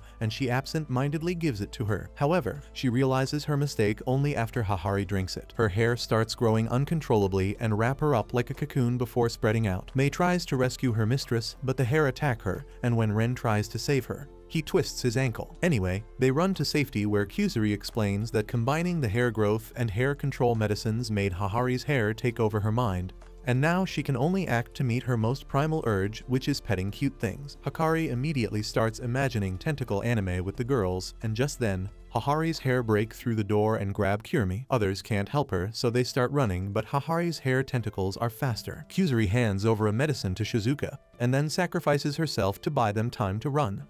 But it is not enough, and the tentacles attack them from behind. Hikari sacrifices herself too, and as the rest of the group runs out, they see that all the girls in the school are being attacked by Hahari. They get into the car and try taking off, but Hahari holds them back.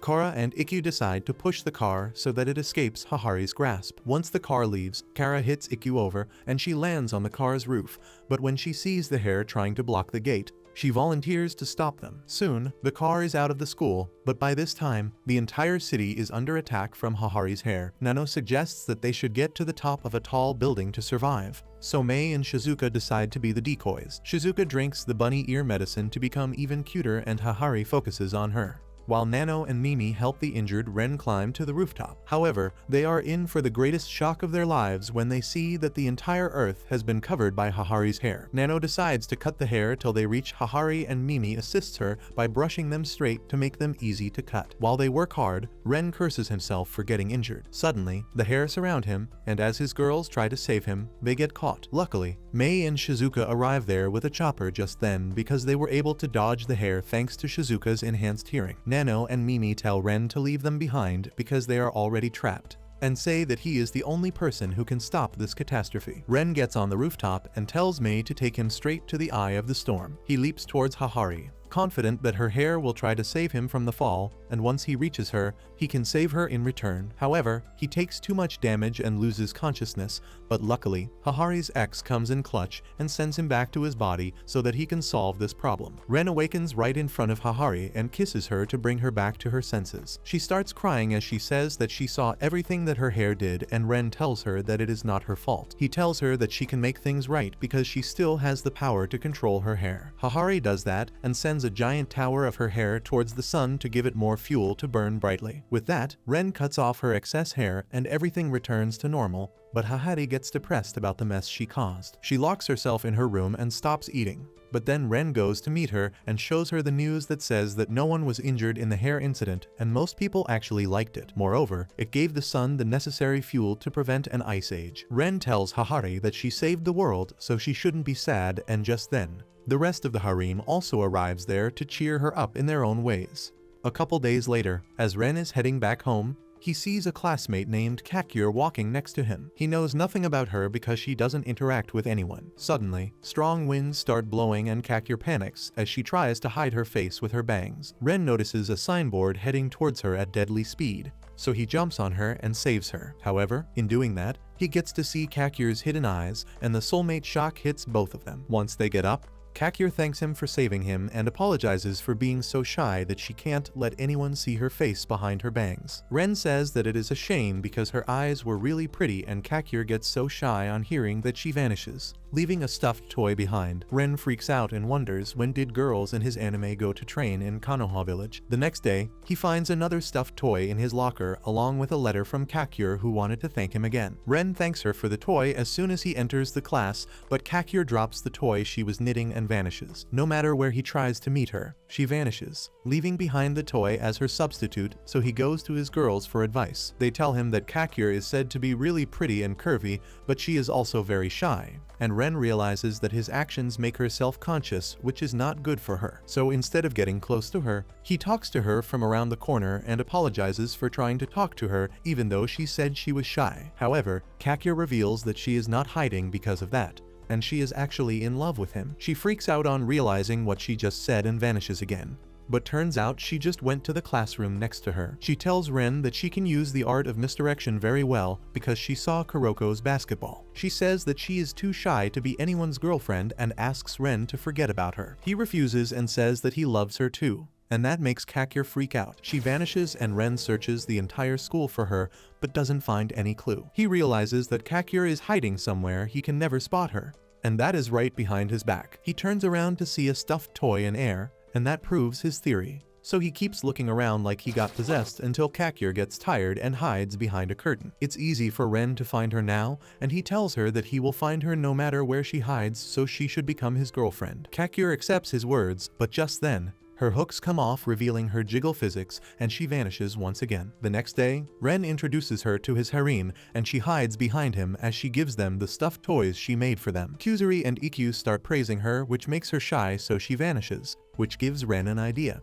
He announces a school-wide game of hide and seek, and Hahari adds that the winner gets to kiss Ren. Ren decides to be the seeker and says anyone he finds will join his team. The girls hide as soon as he gives the signal, and after 5 minutes, Ren starts searching for them. Ikkyu and Mei are hiding below the roof while testing their physical limits, and Ren walks right past them. Hakari and Kara pick the gym storeroom to hide and start fighting, but when they hear Ren coming, They hide in a box in the yin-yang position. They both start feeling good in that position and come out screaming, making them join Ren's team. They go to the chemistry lab and find Kuzuri and Mimi asleep inside a locker because it was too dark and cozy. Next, they go to the library storeroom where Shizuka and Nano are hiding in a box. After that, they go to the cafeteria where Hahari is clinging to Kurumi against her will. When they hear the Seekers coming, Hahari presses Kurumi against her bosom, and the glutton starts suckling on them because her favorite superhero is Homelander. Hahari feels so good, because of that she jumps and starts screaming, which leaves only Kakure, Ikkyu, and Mei. As the team searches for them, Nano spots a puddle of sweat on the ground, which leads them to find Ikkyu and Mei. Now only Kakure is left, but they have searched everywhere. Suddenly, the creepy vice principal passes them by, carrying a box filled with lost items. They notice her struggling a lot, so they think Kakure might be hiding in her box. She is not there, but Ren notices a stuffed toy and then the enlarged wig of the old hag. So he pulls out Kakure from her hair. The vice principal feels lighter and runs away with that, while Ren explains that he found out Kakure because of her soft toy. With that, he declares that Kakure won this game, and everyone tells her to go ahead and kiss Ren. She is too shy to do it, and Ren tells everyone that they will take their time with it. They start heading home with that, but then suddenly Ren turns around and kisses Kakure, saying that he wanted to kiss her before she got the time to be shy. However, Mimi asks him if he is talking to the toy on the floor because Kakure has already vanished. Soon after that, Kara has a dream where she is acting like a tsundere as usual, but that hurts Ren's feelings and he decides that he is not good enough to keep 11 girlfriends at once. Because of that dream, she stays on her guard all the time. When Ren tries to feed her special couple cookies the next day, she tells him that she is not going to split the bill instead of thanking him. This makes her feel really guilty, and she realizes that the more she is falling in love, the harder it is becoming for her to be honest with him. She sees that everyone else is being nice to him and each other and wonders why can't be more like them. She just sits silently as she watches Ikkyu and Kuzuri wrestling. But as Kuzuri pulls out a medicine to turn into her mature form, she discards it, saying that this is just anti-tsundere medicine. Kara is tempted to take it as she remembers her dream where Ren was running from her, but she is still hesitant. A little while later, Ikkyu tosses Kuzuri away and she hits Kara. But surprisingly, she doesn't react angrily and says that it is alright. Suddenly, a bright orb of light appears above her head and Kuzuri says that these are the legendary tsundere rays that are leaving Kara's body because she drank the medicine. As the light disappears, Ren goes to help Kara up, and she takes her hand while thanking him. This drives everyone crazy because this is not the Kara they know. She has completely changed and Kuzuri realizes that she can beat the non-tsundere Kara in a sumo match. Ren realizes that Kara's super strength came from her tsundere mentality, and Ikkyu decides to test his theory. She asks Kara to spank her as hard as she can with her bat, but she hits like a girl, disappointing Ikkyu. Kara becomes a bit shy and honest and asks Kakure to teach her crocheting too, while Hikari says that she likes the new Kara a lot more than the original version. But Ikkyu thinks otherwise because she misses being hit hard. Others also agree that the old Kara was rude and violent, but she was also kind, and that is what made her unique. Kuzuri decides to make a medicine to turn her into a tsundere again, but Kara refuses to take it because she thinks that she is better now. Ren gently holds her hand and takes her for a walk. Kara says that she loves holding hands with him, but couldn't tell him before, and he replies that he knows it. He takes her to the clover field and says that the Kara he fell in love with was a tsundere, and he would like her back. However, if she truly feels that her new version is better, he will support her and love her all the same. Kara starts crying on hearing this and says that she wants to go back to her original version, and that gives Kuzuri the excuse to make tsunderifying medicine. However, even after drinking that, Kara doesn't return to normal because the tsundere energy from her body has already been lost. Kuzuri thinks it is impossible to change things now, but Ren refuses to give up. Meanwhile, Hahari says that the change might distress Kara's parents, so she invites her over, and fearing that she has ulterior motives, Ren tags along. He tries to stop Hahari from taking the innocent Kara to bath together, and they start making out. In the end, Hahari goes to bathe alone, and Ren is left with Kara and Hikari, his two original girlfriends. Ren thinks that if they can stimulate Kara's inner tsundere, she might return. So they do things to embarrass her, but nothing works, and she simply says that she feels good. The next day, Ren gathers everyone at the rooftop because he has an idea. He says that according to Kuzuri's theory, everyone emits some amount of tsundere energy, so they all have to drink anti-tsundere medicine to release theirs, and then Kara can absorb it by drinking tsunderifying medicine. However, it is risky and can lead to her violent death. So Ren decides to filter the tsundere energy through his body to make it safe for Kara. Shizuka is worried about Kurumi because she is their second best tsundere, but Kusuri says that her condition is related to her hunger pangs, so she should be safe. With that, Ren starts collecting tsundere energy like he is building a spirit bomb to fight Frieza. Hakari goes first, saying that it's not like she wants to make babies with him, and Ren takes a hit on hearing that. Hakari feels the tsundere energy leaving her body. And after that, all the girls take turns acting like tsunderes. Everyone hits Ren in the heart because he knows they are not being honest, but when the deadpan Nano says that it's not like time spent with him has any meaning,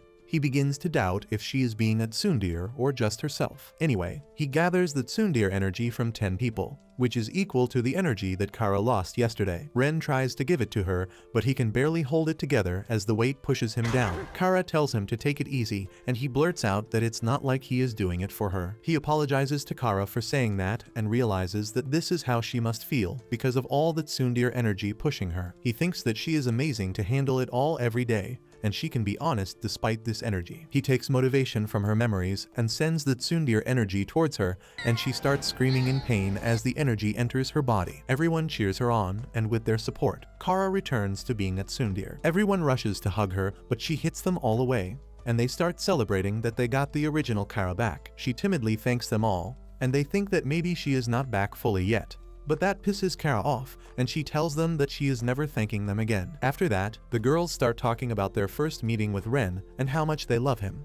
But they realize that they haven't been saying the 3 magical words too often lately. Just then, Ren returns to the rooftop after helping a teacher carry 10,000 boxes, and Kusuri hugs him and says that she loves him because he supports her obsession with chemicals and volunteers to be her lab rat. Nano says that she loves Ren because of how efficiently he makes sure he treats all his girlfriends with equal love. He starts crying on hearing this, and one by one, all the girls tell Ren how wonderful he is and how much they appreciate him. Ren cries so much on hearing that he creates a freaking rainbow, and he begins listing all the things he loves about his girlfriends, which is more text than his entire syllabus. A few days later, Ren takes all his girls shopping, and while he visits the bathroom, the anchor of a famous love talk show comes there to ask girls about sweet and spicy details of their love life. She immediately spots a large group of girls that makes it really convenient for her to get a lot of content at once, while Ren's girlfriends are just having a good time, and they have a bunch of new girls that he got off screen. As the host walks up to them and introduces herself,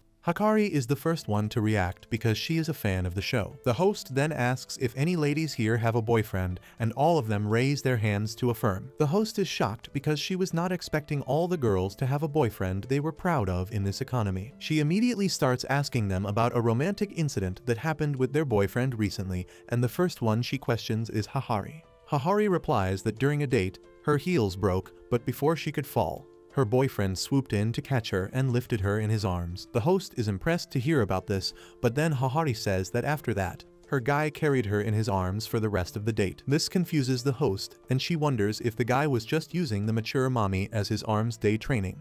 But then she moves to her next target. She goes to Kakyur because she thinks that the experiences of a shy girl will be more relatable to her audience. Kakyur nervously says that a few days ago, her bra hook came off, but her boyfriend held it shut the entire day. The host thinks that they are a big-time PDA couple and asks why didn't he just use safety pins. Kakyur replies that she is built different and safety pins have got nothing on her, so her boyfriend went plus ultra to hold her hooks in place the entire day. The host can't believe this and asks Kakyur what is she packing under her top, and she gets so flustered that she vanishes, leaving a soft toy behind. Next, the host asks Shizuka about her story, and she reveals how her boyfriend wanted to support her love of reading, so he wrote lines from her favorite stories on his body until he was fully covered in them. The host is concerned because that honestly sounds cursed, and moves to Nano next. Nano says that she was crossing a bridge with her boyfriend when he noticed her fear of heights. The host expects something sensible like he held her hand to comfort her, but instead learns that he gave her a ride across the river while he did butterfly strokes. The host is having a hard time keeping up and turns to one of the new additions to Ren's harem. She is a foreigner who says that she wanted to be a cowboy all her life, but she couldn't ride a horse even if her life depended on it. So her boyfriend volunteered to join the horse riding school with her, and in the end, he became her first rodeo. Suddenly, Hikari declares that she also wants to ride her boyfriend all night.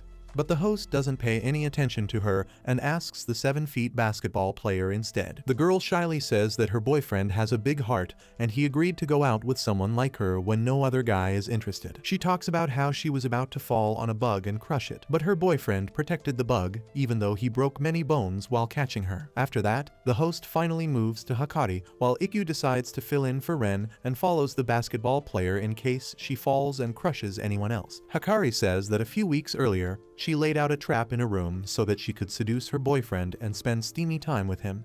But he resisted the temptations, which made her realize how much he cherished her. The host is impressed and asks if her boyfriend shut his eyes close with superglue or something, and Hikari replies that he just banged his head against the wall till he passed out. Next, the host asks Kara about her experiences, and she says that a few days ago, she bashfully hit her guy and injured him, but he didn't mind a bit. However, the injury was compound fractures all over his body, and the host thinks this is a domestic violence case. She then asks Mimi about her experiences, and she talks about how a cup of tea slipped from her hands and was about to stain her dress, but her boyfriend drank every last drop of tea before it fell. Next, she goes to the purple-haired Loli, who says that she is an aspiring massage therapist and wanted a practice dummy. So her boyfriend worked hard and got the good old Popeye arms to help her. The host is at her wit's end right now, and she wonders if this is JoJo's Bizarre Adventure verse, because every boyfriend here is straight up crazy. She asks the other girls, including a nerd who talks about how her boyfriend ran through forests and mountains to get her glasses back. For Kirimi, he fought wild boars to get a rare mushroom. Ikkyu says that her boyfriend is worried about her being a masochist, so he faced pain himself to find the limits of the human body.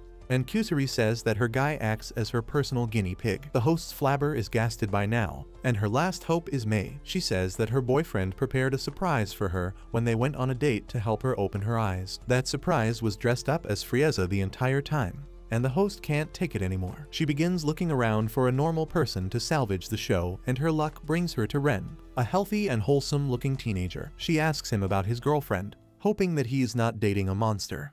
But when Ren lists the qualities of all his girlfriends one by one, the host says that he is also dating a monster. Ren gets offended on hearing this and breaks the camera, and the love god, who is watching the episode, begins asking about the new girls because even he didn't see Ren including them in his harem, and curses the director for messing up the manga storyline. A few days after that, Ren goes to his uncle Hiro's place, whom he once saved from becoming Truck Kun's victim.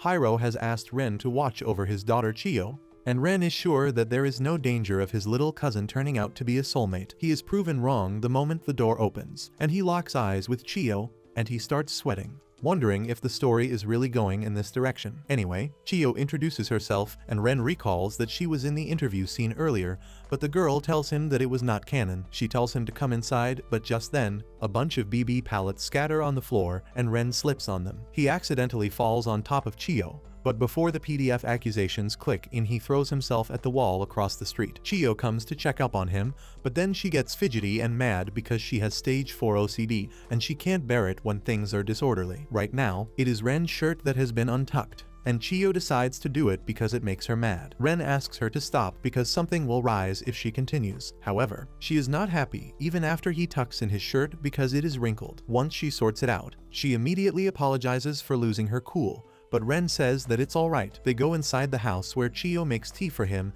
and then start studying. Ren compliments her for being so hardworking and responsible, and she replies that she has to do her best because she is the class rep. Ren begins to wonder if this girl even needs a babysitter when he accidentally spills tea on himself and Chiyo gets mad again. Ren goes to take a bath while Chiyo searches for a towel, and he apologizes for causing so much trouble for her. Chiyo replies that she is used to it while living with her dad, who is a single father. Ren starts feeling bad for Chiyo, who has to be responsible when she should be a child. Suddenly, the boiler gets unplugged and Ren starts shivering because the water is too cold. Chiyo goes to check out the boiler room, but she can't open the door, so she asks Ren to get out and wear his clothes to get some warmth. Ren still can't get over the cold and keeps shivering, and Chiyo feels guilty because she was supposed to entertain the guest and not make him suffer. So she does the only thing she can to warm him up and hugs him to transfer some body warmth. Ren is moved by her gesture and tells Chiyo that she is really kind and responsible, But the lowly nerd doesn't like those words anymore because she has heard them too many times from people who don't want to work as hard as her. Then suddenly, Ren pats her head and tells her that she doesn't have to try so hard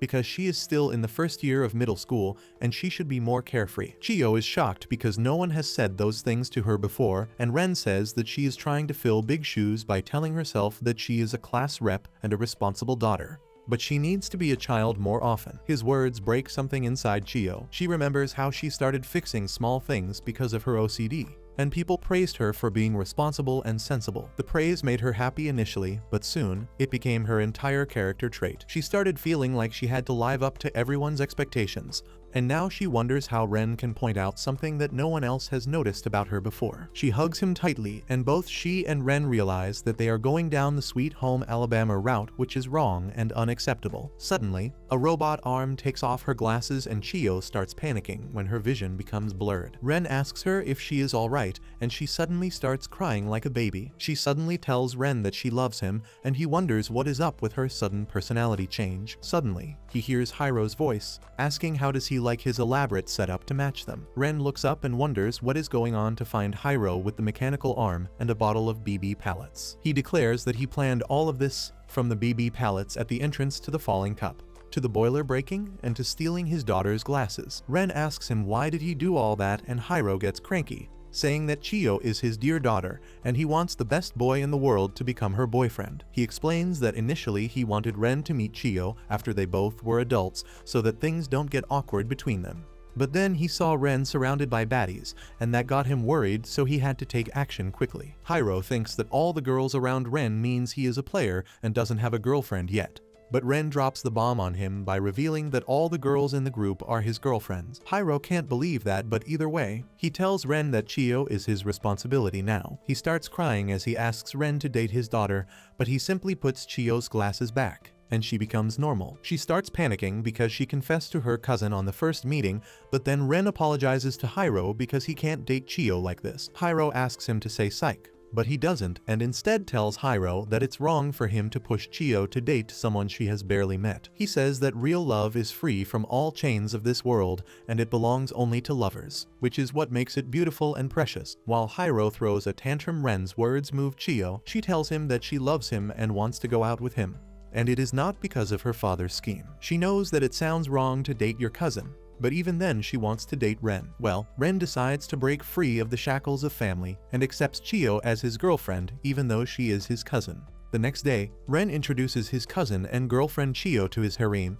and while Hahari starts praying to the gods for this wonderful gift, Kara panics and asks Ren to think about the consequences. Ren tells her that the last episode aired without any problems, and the production committee of the anime will handle things if they get tricky with the censor bureau. Meanwhile, Hikari welcomes Chiyo to the gang, but as soon as the lowly nerd sees her short skirt, her OCD kicks in and she starts tugging at it to correct it. Ren explains how things are with Chiyo to Hikari, who reluctantly agrees to fix her skirt's length to get Chiyo off her. Once she is done, she is appalled by how she looks because now she can't use her thick and juicy thighs to seduce Ren. However, she gets an idea and stumbles towards him, saying that she can't walk in this short skirt. She uses this excuse to cling to Ren, and that gets Kara mad, who asks her to stop pretending. Chiyo notices Kara next, who doesn't want to fix her skirt's length. However, the skirt is the least of Chiyo's worries because Kara's whole uniform is disorderly. Once she is done fixing it, Kara looks really awkward and cautious, and then Chiyo moves on to her next target. She points out Mimi's eyelash extension, and Mimi begs her to let it slide this once because long eyelashes are very important for pretty girls. Chiyo doesn't listen to her and snatches off her eyebrows, causing Mimi to scream and run away. Next, Chiyo tells Kakure that her bangs are too long and forcibly puts them back with a hairband. Kakure hides her eyes with her hands, but luckily Shizuka comes with a pair of sunglasses. Kakure immediately wears them and looks like she works for the mafia. Just then, Chiyo tells Shizuka that her hair is unkempt and tries to comb it straight, even though Shizuka says that her hair are naturally curvy. She manages to comb her hair straight,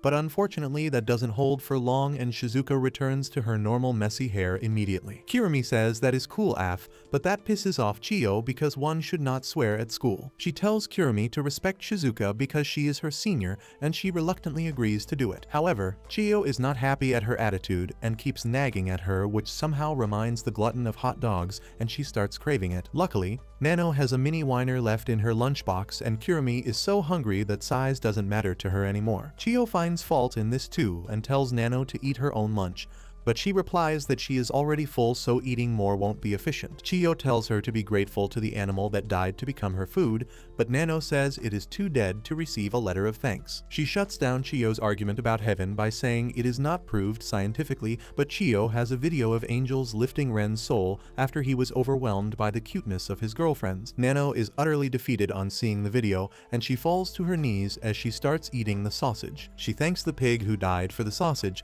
but she is about to throw up any moment, so Kuzuri rushes in with a medicine that makes puke rainbow colored. Chio confiscates the dangerous drug from her and then asks her to turn over everything she has. After collecting like 20 test tubes full of Kuzuri's medicines, Chio refuses to give them back and Kuzuri starts having withdrawal symptoms. Mei rushes to find some medicines that can calm her down, but Chio stops her too. Ren thinks that there is nothing Chio can find on the perfect maid, but luckily, she has a video of her driving with eyes closed, which is reckless and illegal. Mei's eyes open wide in shock on hearing this, but when she tries opening them again, she can't manage to do it. Ikkyu has an idea to make her open her eyes, which is to play rock paper scissors with Hahari, and the loser gets spanked by a baseball bat. She says that if Hahari is about to be hurt, Mei will open her eyes, and the pervy mommy immediately takes up that offer. Ikkyu loses the first round because she can only throw rock while holding the baseball bat, and she gets ready for a spanking. However, Hahari's inner pervert awakens on seeing Ikkyu propped up before her, so she drops the bat and uses her hands instead,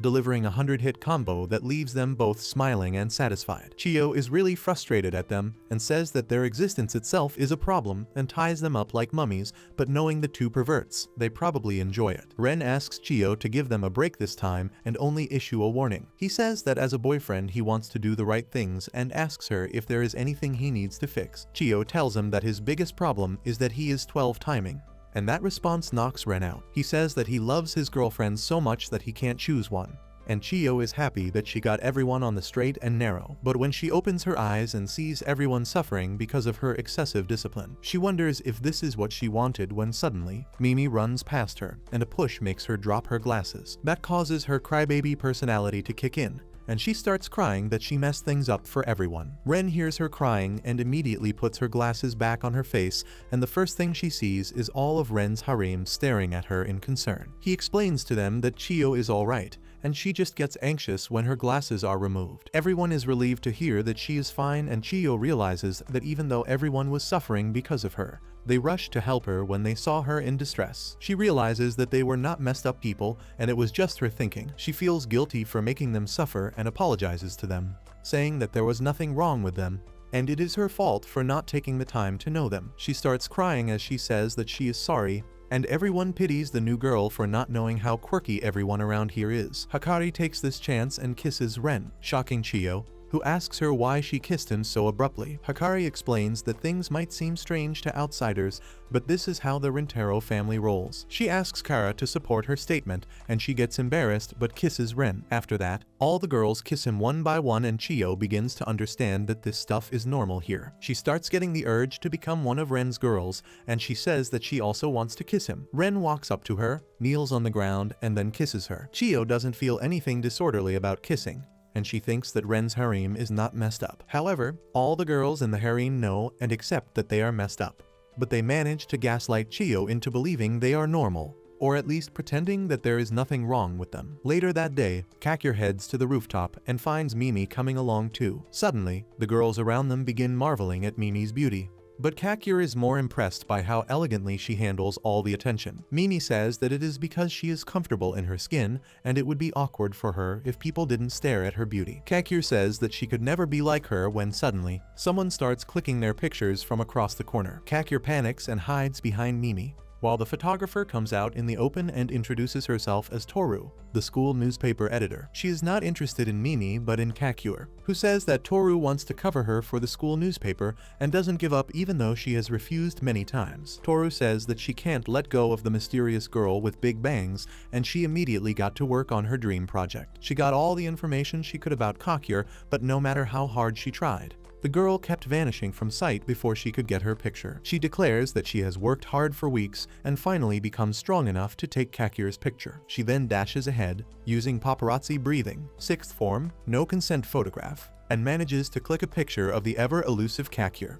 The next day, Kakir's face makes it to the front page of the school newspaper, and the entire harem is fuming that the school newspaper posted the pictures without consent. Just then, Ren arrives at the rooftop and Kara is furious at him for being late when his girlfriend is having a crisis. However, Ren was already 2 steps ahead of everyone, and he has confiscated every last issue of the newspaper. And he plans to wipe everyone's memory clean like he is in Men in Black or something. He says that publishing an article without consent is assault, and he will deal with the newspaper club later. But when he learns that Toru plans to get a glimpse of Kakir's face next, he pulls out a torch to burn her newspaper club. However, Hahari stops him and asks him to let her handle things as the school's director. She summons Toru to her office and tries to threaten her that if she publishes another article without someone's consent, she will disband the newspaper club. However, she learns the hard way that one should never threaten a journalist because Toru has pictures of Ren kissing his girlfriends, including Hahari. Toru says that if people find out that the school director and her daughter are lusting after the same guy, things are not going to end well for everyone involved. That forces Hahari to accept defeat, and she is devastated that a high schooler blackmailed her. Ren decides to take matters into his own hands and swears that he will protect Kakir all the time, and if he sees anyone pointing a camera at her, he will break it. The girls also volunteer to protect Kakir's privacy, but Kakir thinks that they shouldn't have to shoulder this burden for her. She tells them that Toru was talking about how she went on a training arc to click a photo of her, and she thinks that if she goes on a training arc as well, she can become better at dodging cameras.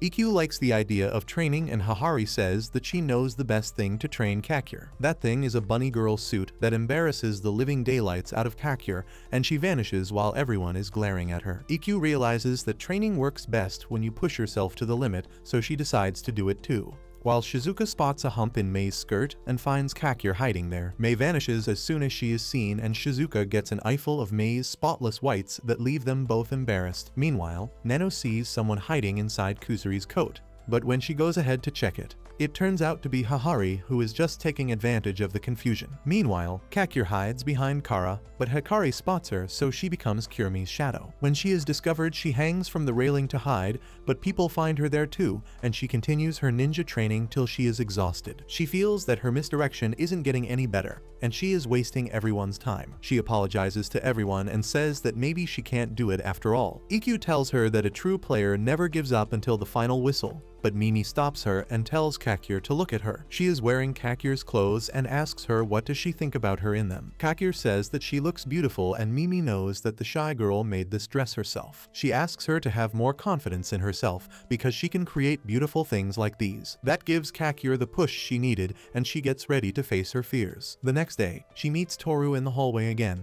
But this time, she doesn't hide. Toru opens the windows to blow her bangs away, and then Kakir starts running in the opposite direction. Toru uses her full concentration paparazzi breathing to get ahead of her and clicks a picture. But when she checks what she has got, she finds Mimi in the picture instead of Kakir. She tries once again, but the result is the same, and instead of Kakir, Mimi is flaunting her beauty in the picture. No matter what Toru does, she can't get a picture she wants. And at the end, she gives up but tells Mimi she is going on the cover of the next newspaper. Once she leaves, Kakir thanks Mimi for helping her, and just then Ren also comes there to check if his plan worked. Last night, when Mimi was giving Kakir the pep talk, Ren realized that misdirection involves diverting attention to something more eye-catching. He realized that he had the biggest attention craver in his harem, so he told Kakir to use Mimi as a diversion instead of her plushies. Mimi says that it is natural that everyone's attention would go to her, and Kakir thanks her once again. Mimi asks her to stop being so humble when suddenly, a gust of wind blows her hair to the side, and Mimi is astonished to see how pretty Kakir is under those bangs. She begs her to show her face again and tell her the secrets of her beauty, but Kakir can't take the attention and immediately vanishes once again. A couple days later, Ren and his girls discuss how their Japanese teacher won a lottery and quit her job. and Nano says that 78% of people want to get rich quickly and then retire. However, Hikari is confident that most of those people will lose their money in a year and then run back to their old job. Either way, Ren is eager to meet their new Japanese teacher, and the girls hope that she is a nice person. Nano just wants her to have some common sense on how to handle a class, but Kara thinks that they are going to get the greatest expert on the Japanese language instead. Shizuka says that maybe they will get a samurai with the classic top knot.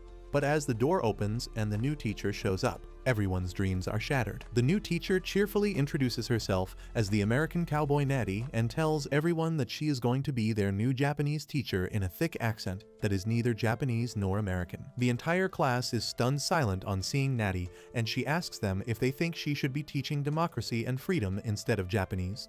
Kara can't deny that, but Natty tells her that you shouldn't judge a gun by its holster. She says that the Constitution doesn't say that American people can't teach Japanese or that they have to dress modestly. She declares that she is here from the land of freedom to teach them how to be free, but Kara tells her to just do her job and teach them Japanese. Moreover, she asks Natty why her English sounds weird, and she replies that it is because she is such a fluent native speaker that non-natives can't even understand her. Kara is about to throw her out of the class, but Ren asks her to stop. Natty thanks him, calling him Eyebrow Boy because that is the first thing she notices about him right before coming down to his eyes. The two of them get the soulmate shock and keep staring at each other, which triggers Kara's spider sense, and she realizes that something is wrong. Natty starts blushing and tells Ren to stay after class for some extra lessons because she keeps getting distracted by his eyebrows that remind her of American highways. Kara yells at her to go back to her country. But anyway, when the school day ends, Ren stays back for the extra class. To his surprise, Natty sits on the same desk as him,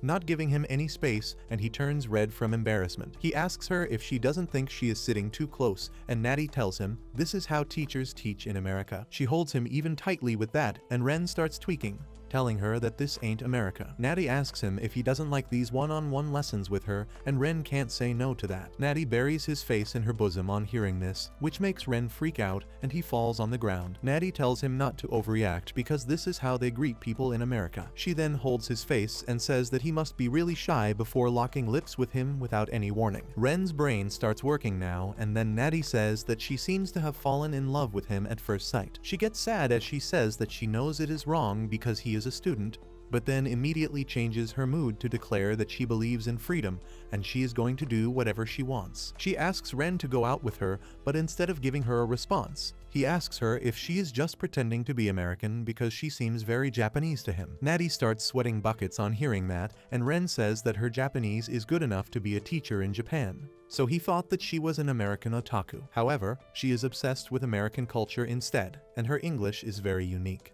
which made him realize that she was a poser. However, the bigger clue was that she proposed to him, and Americans don't do just proposals like this. They just hang out and hook up for weeks before asking, "What are we?" And since Natty didn't do that, Ren is sure she is not an American. Natty can't lie her way out of it, and she accepts those allegations, saying that she has never been in love before, so she didn't know how to react. She admits that her real name is Naichiko, and she loved America, so she wanted to be an English teacher. However, her English was awful, so she couldn't get the job. Ren asks how did she even get a job here, and Natty replies that she showed up at Hahari's office declaring she wanted to be a teacher, and she gave her the job because she was cute. As for coming from America, Natty says that she was there for like 5 minutes before she came back. She starts trembling as she realizes that this lie might end everything for her. She remembers her childhood in her traditional Japanese family that expected her to wear a kimono each day and learn traditional instruments because she was supposed to carry her family legacy forward. When she didn't perform well,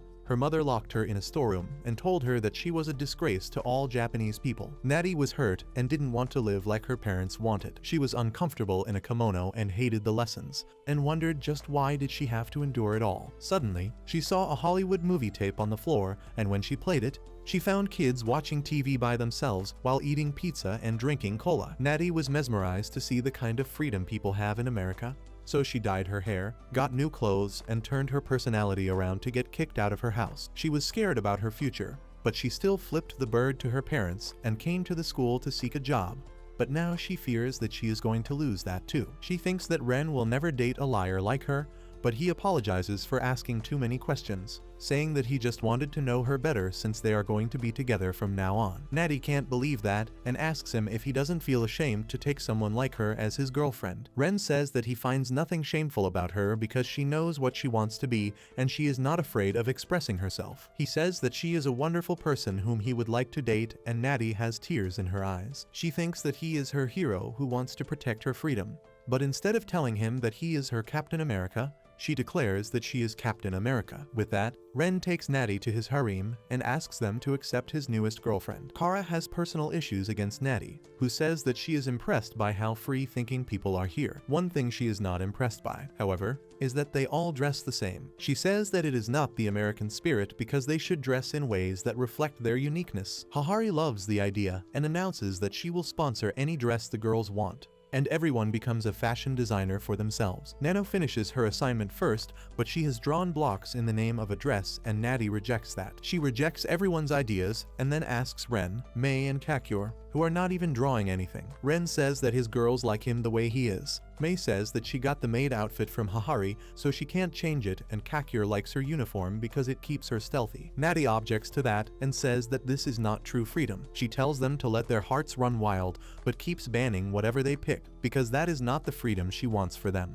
which is very American. Anyway, the dresses get ready the very next day, thanks to the power of Hahari's money, and then she tries to dress up all the girls by herself. In the end, everyone is wearing light purple robes like they belong to some satanic cult, but that is only to create suspense before they reveal their outfit. They draw lots to determine the order, and May gets the first spot. She reveals her choice of dress is an animal suit that comes with a tail that wags according to her mood. Everyone is blown away by this, but Natty is bored and doesn't even react to it. Next, Shizuka reveals the outfit she chose, turning herself into a Disney princess. Natty's reaction is still the same, and when Chiyo reveals her police uniform that makes Hahari want to get arrested, she still doesn't react. Next, Kirimi reveals a dress that is covered with macarons, and she is really embarrassed because she is going out of her comfort zone with this. The dress is fully functional too because the macarons are real and she starts eating them. It is Mimi's turn next, and she reveals that she is wearing an enormously large golden dress while standing on stilts to maximize her glamour. After that, Hikari dresses up like a gift with chocolate dripped all over so that Ren can eat her. Nano wears a tight swimsuit because it is elegant and efficient, while Ikkyu wears clothes with inbuilt resistance bands. Kyuzuri is submerged in a huge jar of formalin, and Kakyur is wearing a schoolgirl uniform because she is trying to be bold and more confident in herself. Next up is Ren's turn, and like a true man he dresses up as the future king of the pirates, making his girls' hearts race. Ikkyu asks him why is he dressed like the pre-time skip Luffy though?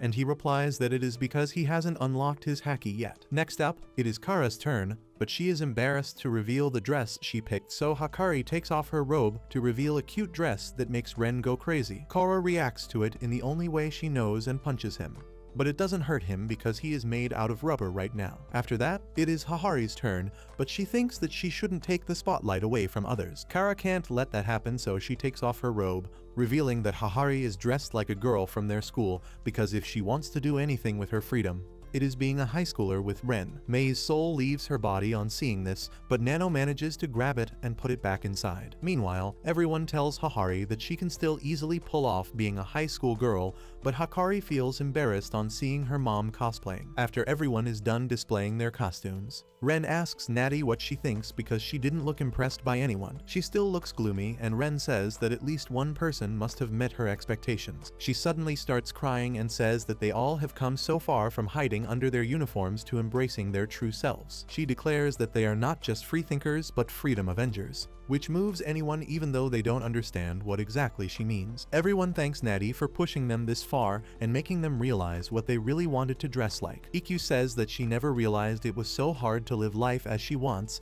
and even Hahari says that she now understands that they have been suppressing their desires. Chiyo and Kirimi disagree with the two perverts who make others uncomfortable with their unsuppressed desires. Natty is so moved by everyone's reaction that she pulls out her old driver's license to let them know that she is actually a Japanese citizen. That shocks Kara, and Ren asks Natty if she is sure about it because she wanted to keep it a secret earlier. Natty replies that after seeing everyone live so freely, she wants to join the family, and she can't do that if she is keeping secrets from them. Everyone is moved on hearing this, and they rush to hug Natty, and after that, they start talking about each other's dresses. Natty feels happy on seeing this and tells Ren that she feels like a weight has been taken off from her shoulders. She thanks him for seeing through her lies and making it all possible, and Ren moves ahead to kiss her. But unfortunately, their hats get in the way. A few days later, Hahari sees a commercial for an insurance company, but the only thing that sticks with her is the driver saying YOLO and driving off a cliff. So she decides to celebrate every moment of her life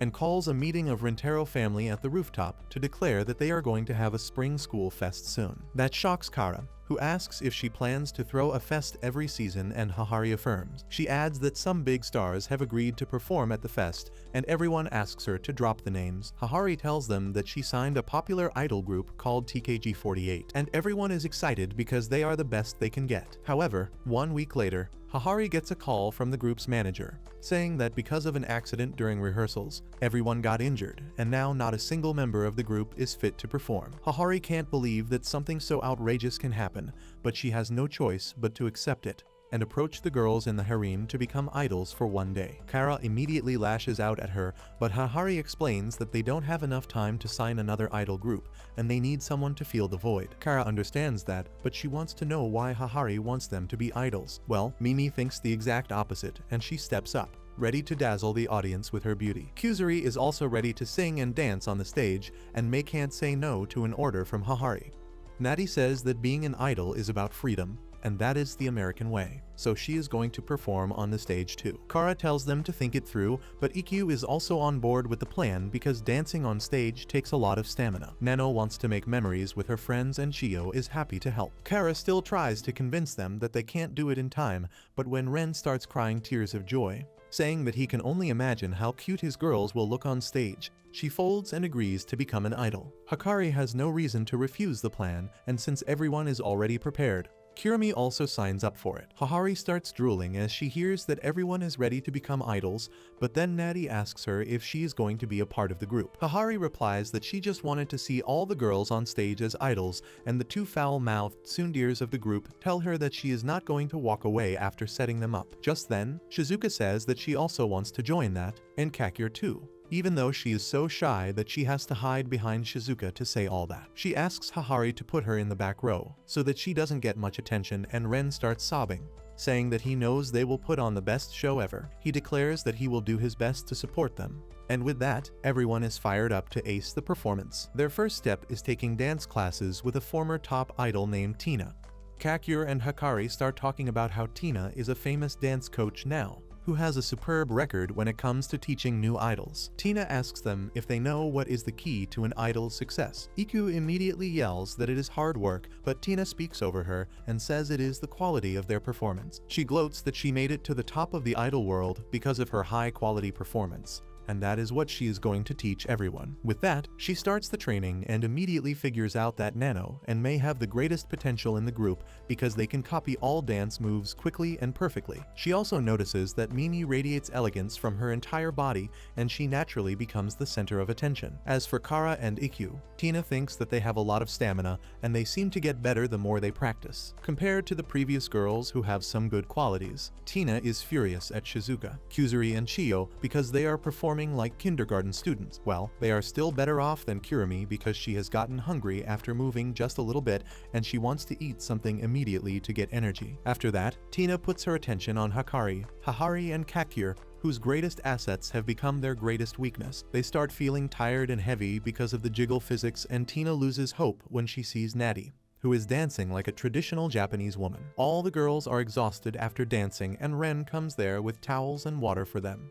But Tina doesn't give them a break. She says they will do singing practice next, and she wants to see their singing quality. Shizuka sings first, and her cute voice immediately slams Ren and Hahari into the wall. Kakure is next, and somehow she sings even more quietly than Shizuka. Mimi sings like she is in the opera, and Natty sings in the ancient Japanese way, which drives Tina mad. She asks her why is she doing everything like a Japanese woman when she is an American.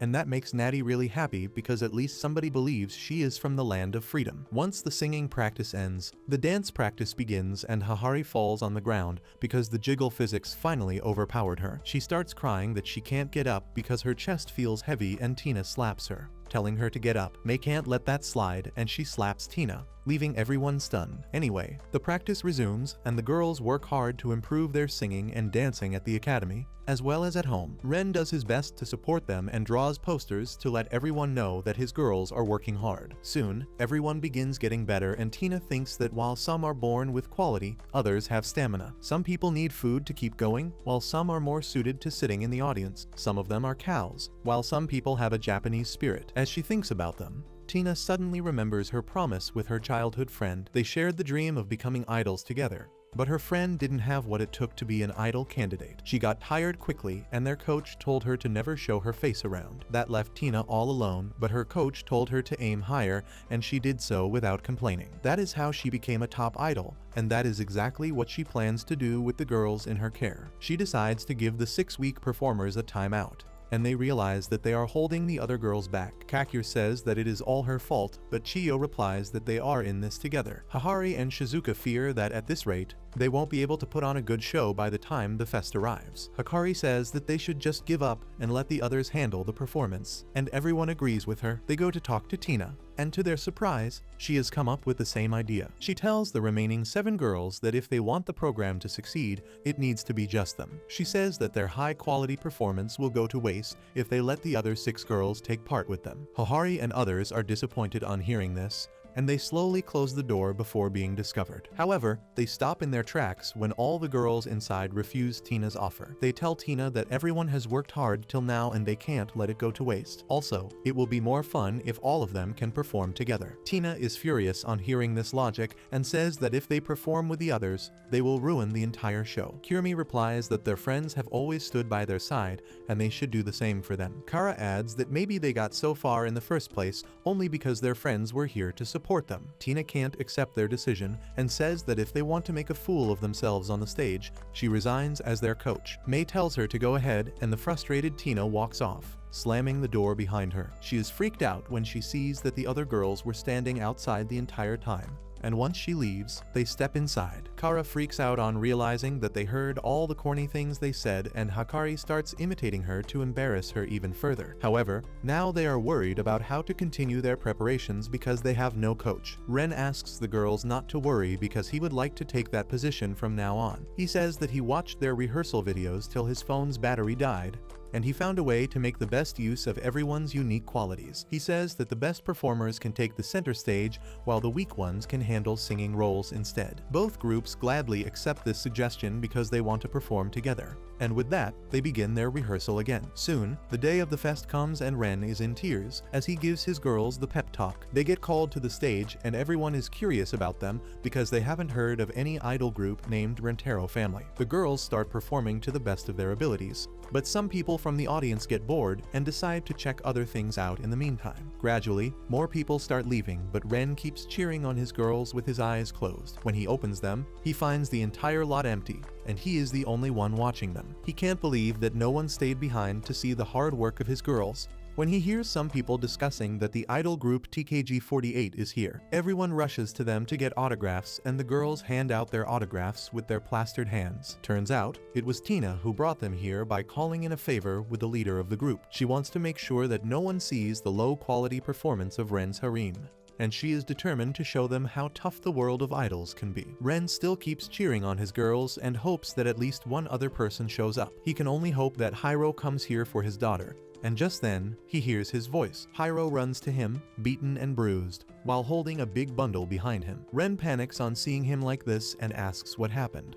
to which Hiro replies that he got hit by a tank on the way, but there is nothing that is going to stop him from seeing his daughter's performance. Well, Ren is glad that he is here because now they can execute their special trick they have practiced to pull a crowd. They attach the steel pipes that Hiro has brought and put their cutouts on them, so that they create an illusion that the girls have dozens of fans cheering for them. Ren thinks that if he and Hiro can act like 20 people cheering for the girls, more people will show up to reward them for their hard work. Turns out, they have more people who want to watch Rentaro Family's performance even without using such tricks. The Dino School baseball team and Gorilla Gang are here to watch the performance, and they feel they are a bit too late because it just ended. Hahade signals the girls to perform their second song, and they swear to do their best for Ren. As their fans start cheering for them, more and more people are drawn to the performance, and eventually Tina hears about it too. She immediately runs to see what is going on, and how can the girls pull such a crowd? Tina is blown away by their performance, which is really awful technically,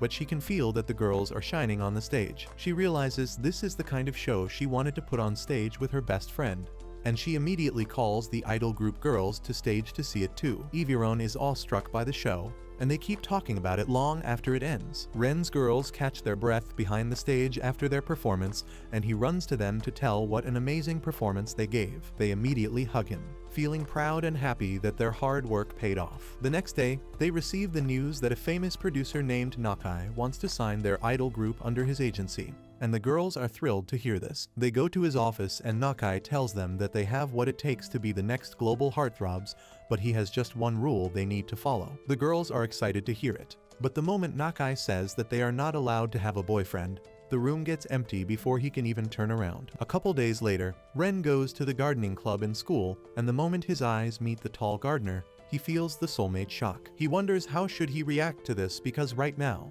he is on a mission for his girlfriends. A few minutes ago, he was on the rooftop with his entire harem when he suddenly got an idea. He thought they would look extremely cute if they wore flower crowns, and as he was muttering out loud, Ikkyu heard him. She told him about a girl named Yasashi from her class who was in the gardening club and could help him, and that is what led him here. Now, Ren breaks out of his stupor and asks the tall green-haired girl if she can help him with finding flowers to make crowns for his girlfriends. The girl smiles at him and says that she will help him, but in return, he needs to help her with farm work. The slight lisp in her pronunciation triggers a cuteness attack in Ren's heart, and he agrees to help his latest soulmate. The girl then introduces herself as Yasashi, and Ren notices her cute butterfly-shaped hair clips. He is shocked when he sees that they are not hair clips, but actual butterflies who are sitting on the flowers in Yasashi's head. Ren immediately lets Yasashi know that her head is becoming a biosphere reserve, and she tells him that she knows it. She says that the flowers and the butterflies have been living in her hair for a long time,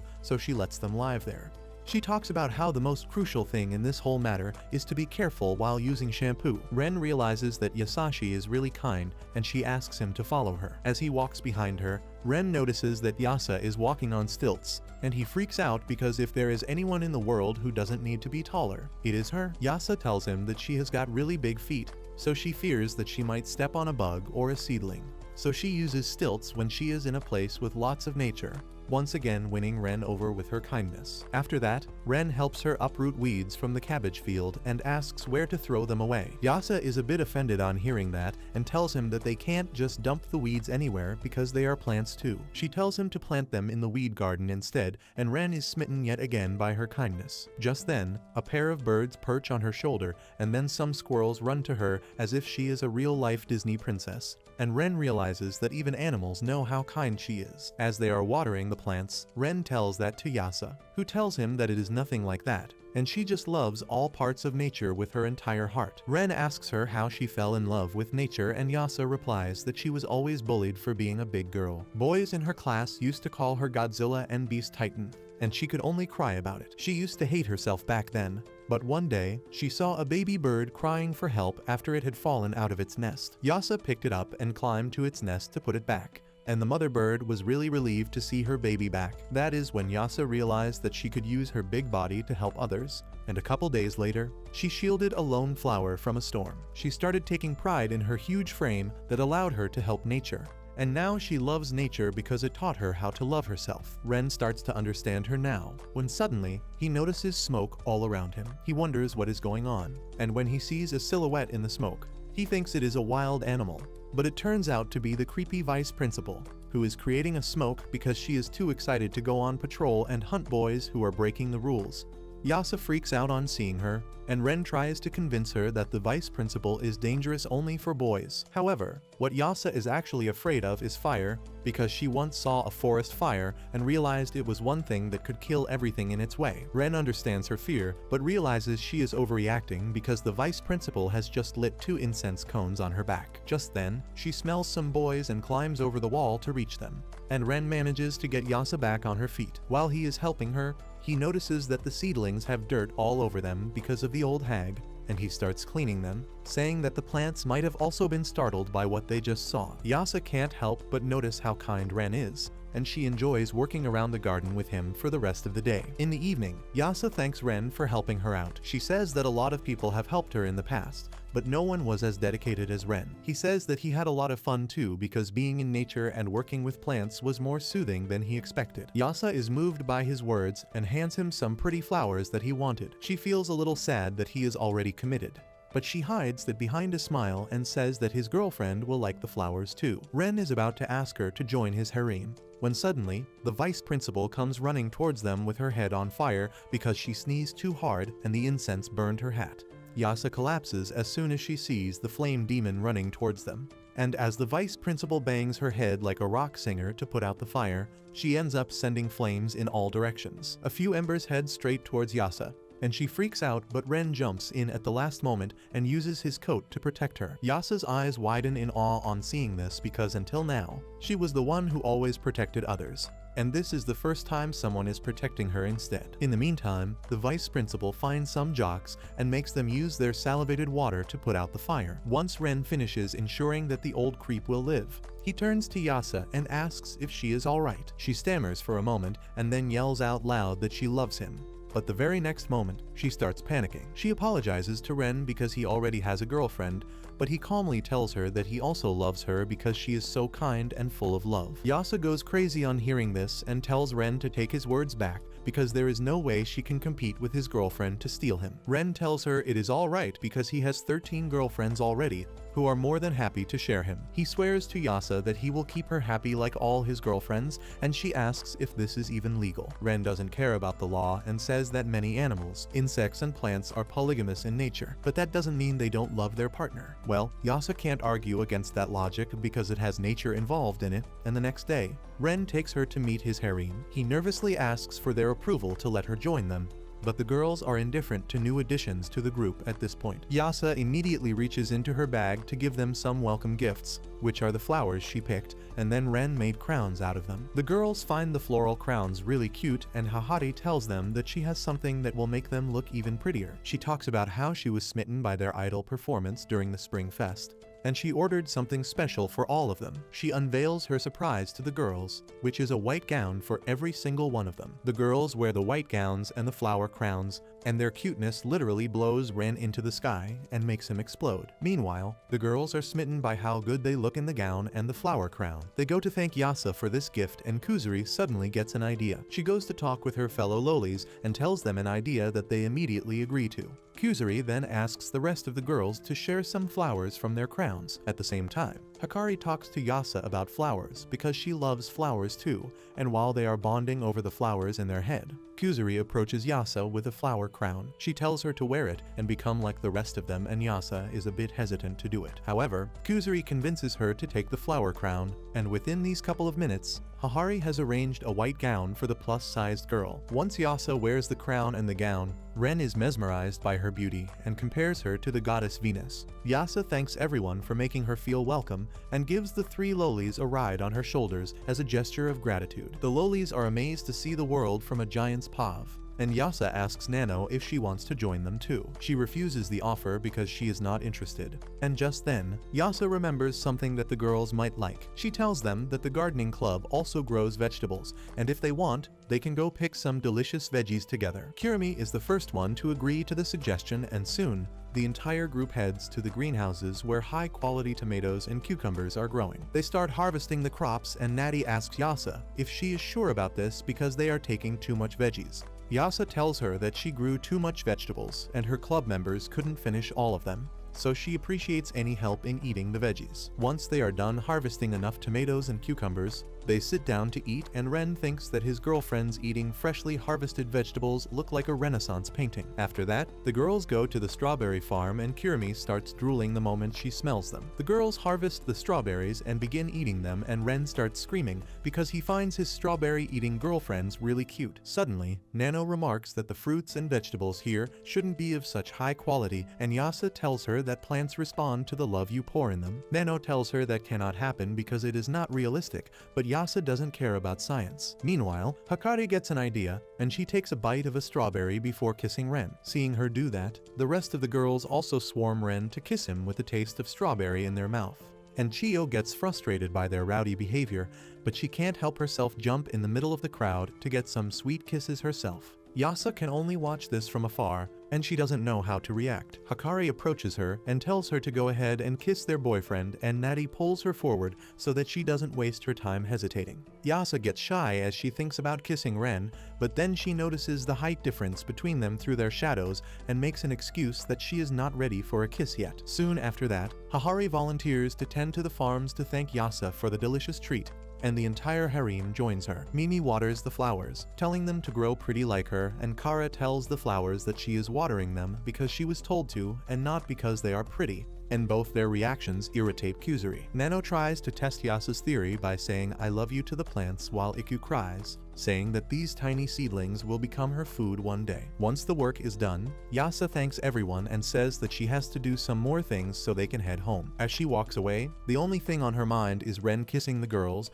and she thinks how he must dislike dating a girl taller than him because she heard the same thing on a TV show once. Suddenly, Ren approaches her and asks her to come with him because he has something important to talk about. Yasa follows him and finds that all the girls have become as tall as her. She wonders if they just had their growth spurt after eating her vegetables, but Ren explains they are just standing on piles of dirt while covering it with their gowns. He says he asked them to do that so that he could try height difference kisses with them. Yasa says they would have to bend down to kiss him, and Ren tells her that he finds the thought really exciting. He says that he doesn't care about a girl's height when it comes to kissing, and asks Yasa to kiss him. She is still shy, but gently bows, and Ren gets on his toes to kiss her, and after that, all the girls get their turns to kiss him.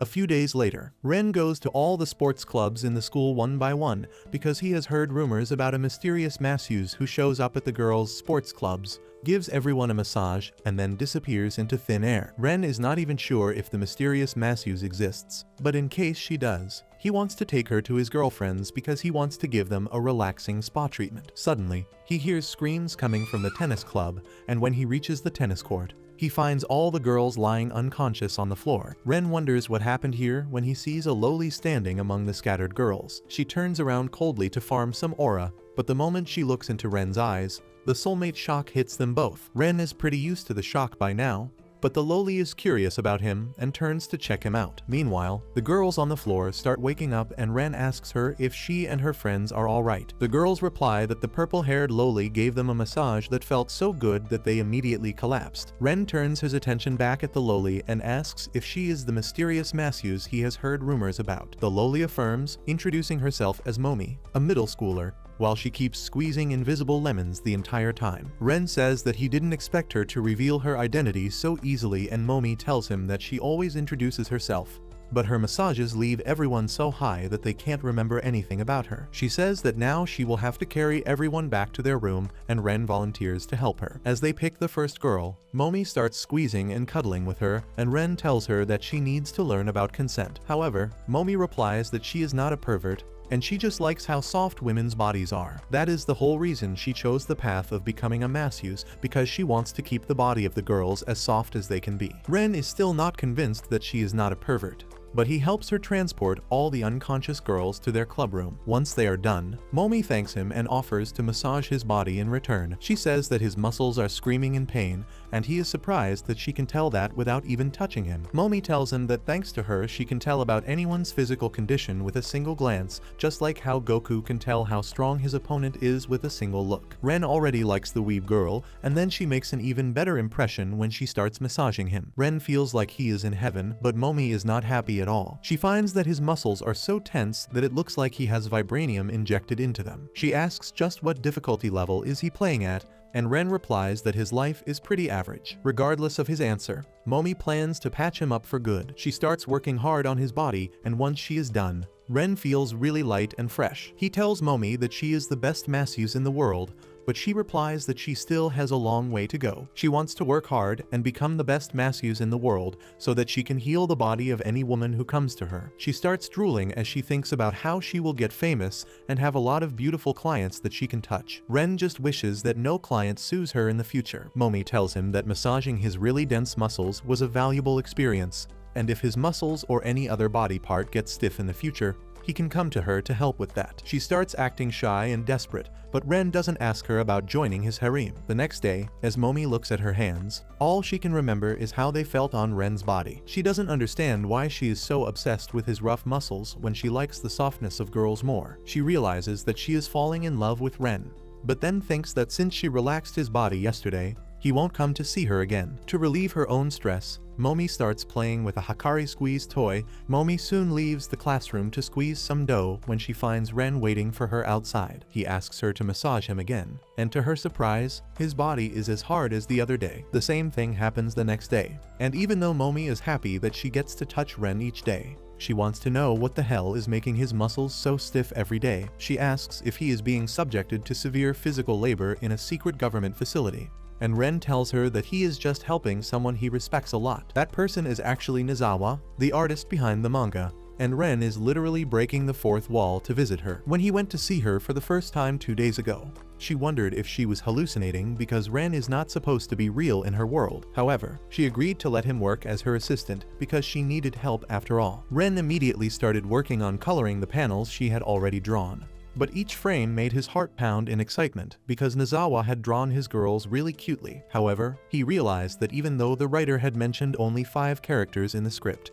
Nizawa had drawn 14 of them. He asked if she shouldn't stick to the original number to reduce her workload, but she replied that all her characters are her babies, so she wants all of them to be in the chapter. Ren was moved on hearing that and resumed the work with excitement. But soon, he got overwhelmed by the small details and choices he had to make every time he had to paint something in the background. After breaking the fourth wall like Deadpool never could, Ren returns to his reality where Momi asks why is he making his muscles stiff on purpose each day. Ren replies that he wanted to thank her for the best massage of his life, and the best way to do that is by helping her get experience to become the best masseuse in the world. Momi is smitten on hearing that Ren did it all for her, and she immediately confesses her feelings for him. She says that it doesn't matter if his body is stiff or soft, because she wants to massage him every day. Momi turns red after saying that, and Ren tells her that he feels the same way. Momi can't believe what she is hearing, and she massages her cheeks instead of pinching them to make sure she is not dreaming. She then suddenly gets up and tells Ren that even though she is really happy,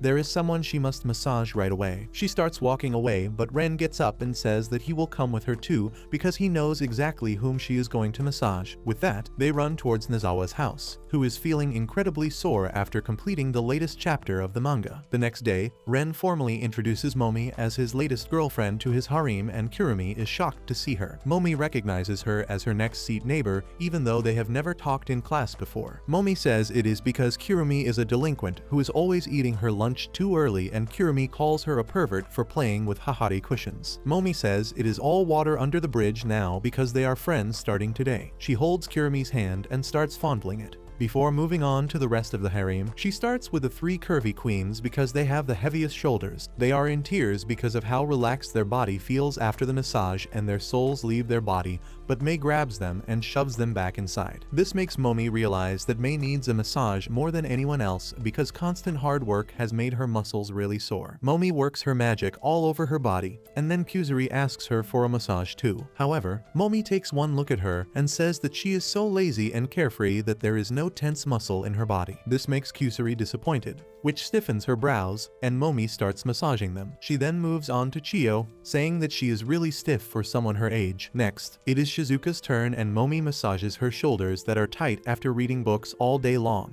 And Nano's entire body feels like a robot because she is always in the perfect posture. Kurumi gets a jaw massage because that is the muscle she uses the most, while Yasashi gets a lower back massage because of all the heavy lifting she does. Momi finds Yasa a special specimen because her back is so wide that she has to use her special move and massage her using her forehead. After that, she moves to Mimi, who is completely free of stiffness because she always takes good care of her body. Mimi is really proud of that, but when Momi offers a foot massage that can make her even more beautiful, she jumps on the offer. She soon finds out that foot massages are really painful, but she endures it all to become more beautiful.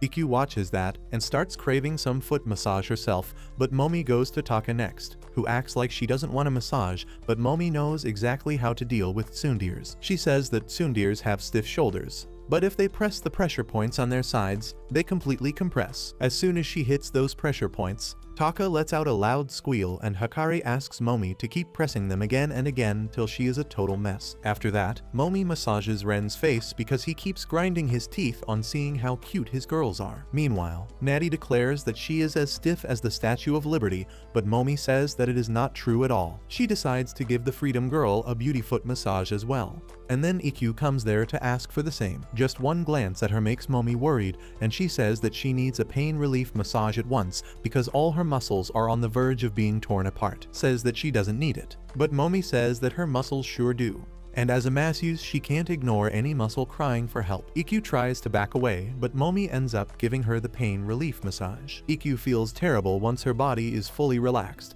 and the girls realize that she is like an undead who takes damage from healing spells. Anyway, Momi gives her the foot massage too, and once she is done, everyone tells her that they have never been happier when a new girl joins the harem. They want to thank her somehow, and Momi asks if she can massage the soft parts of their bodies that she didn't get to massage before. The girls immediately agree, and Momi immediately massages the cheeks of the three lolis, which makes Kirimi crave lollipops that Hikari has ready. After that, Momi massages her face with Mei's soft hands and then moves on to Kirimi's belly that stays flat and smooth no matter how much she eats. For Yasa, Momi picks her arms, and for Nano and Mimi, it is their thick thighs. She then turns her attention to Kara and Ikkyu, and Kara gets angry thinking that there is nothing soft on her body. However, Momi finds that her butt is really soft while Ikkyu has a firm athletic ass. That is also the same body part that Momi picks in Natty. With that, she moves on to the main course, which is the three curvy goddesses. She feels that Hikari is really soft and plump,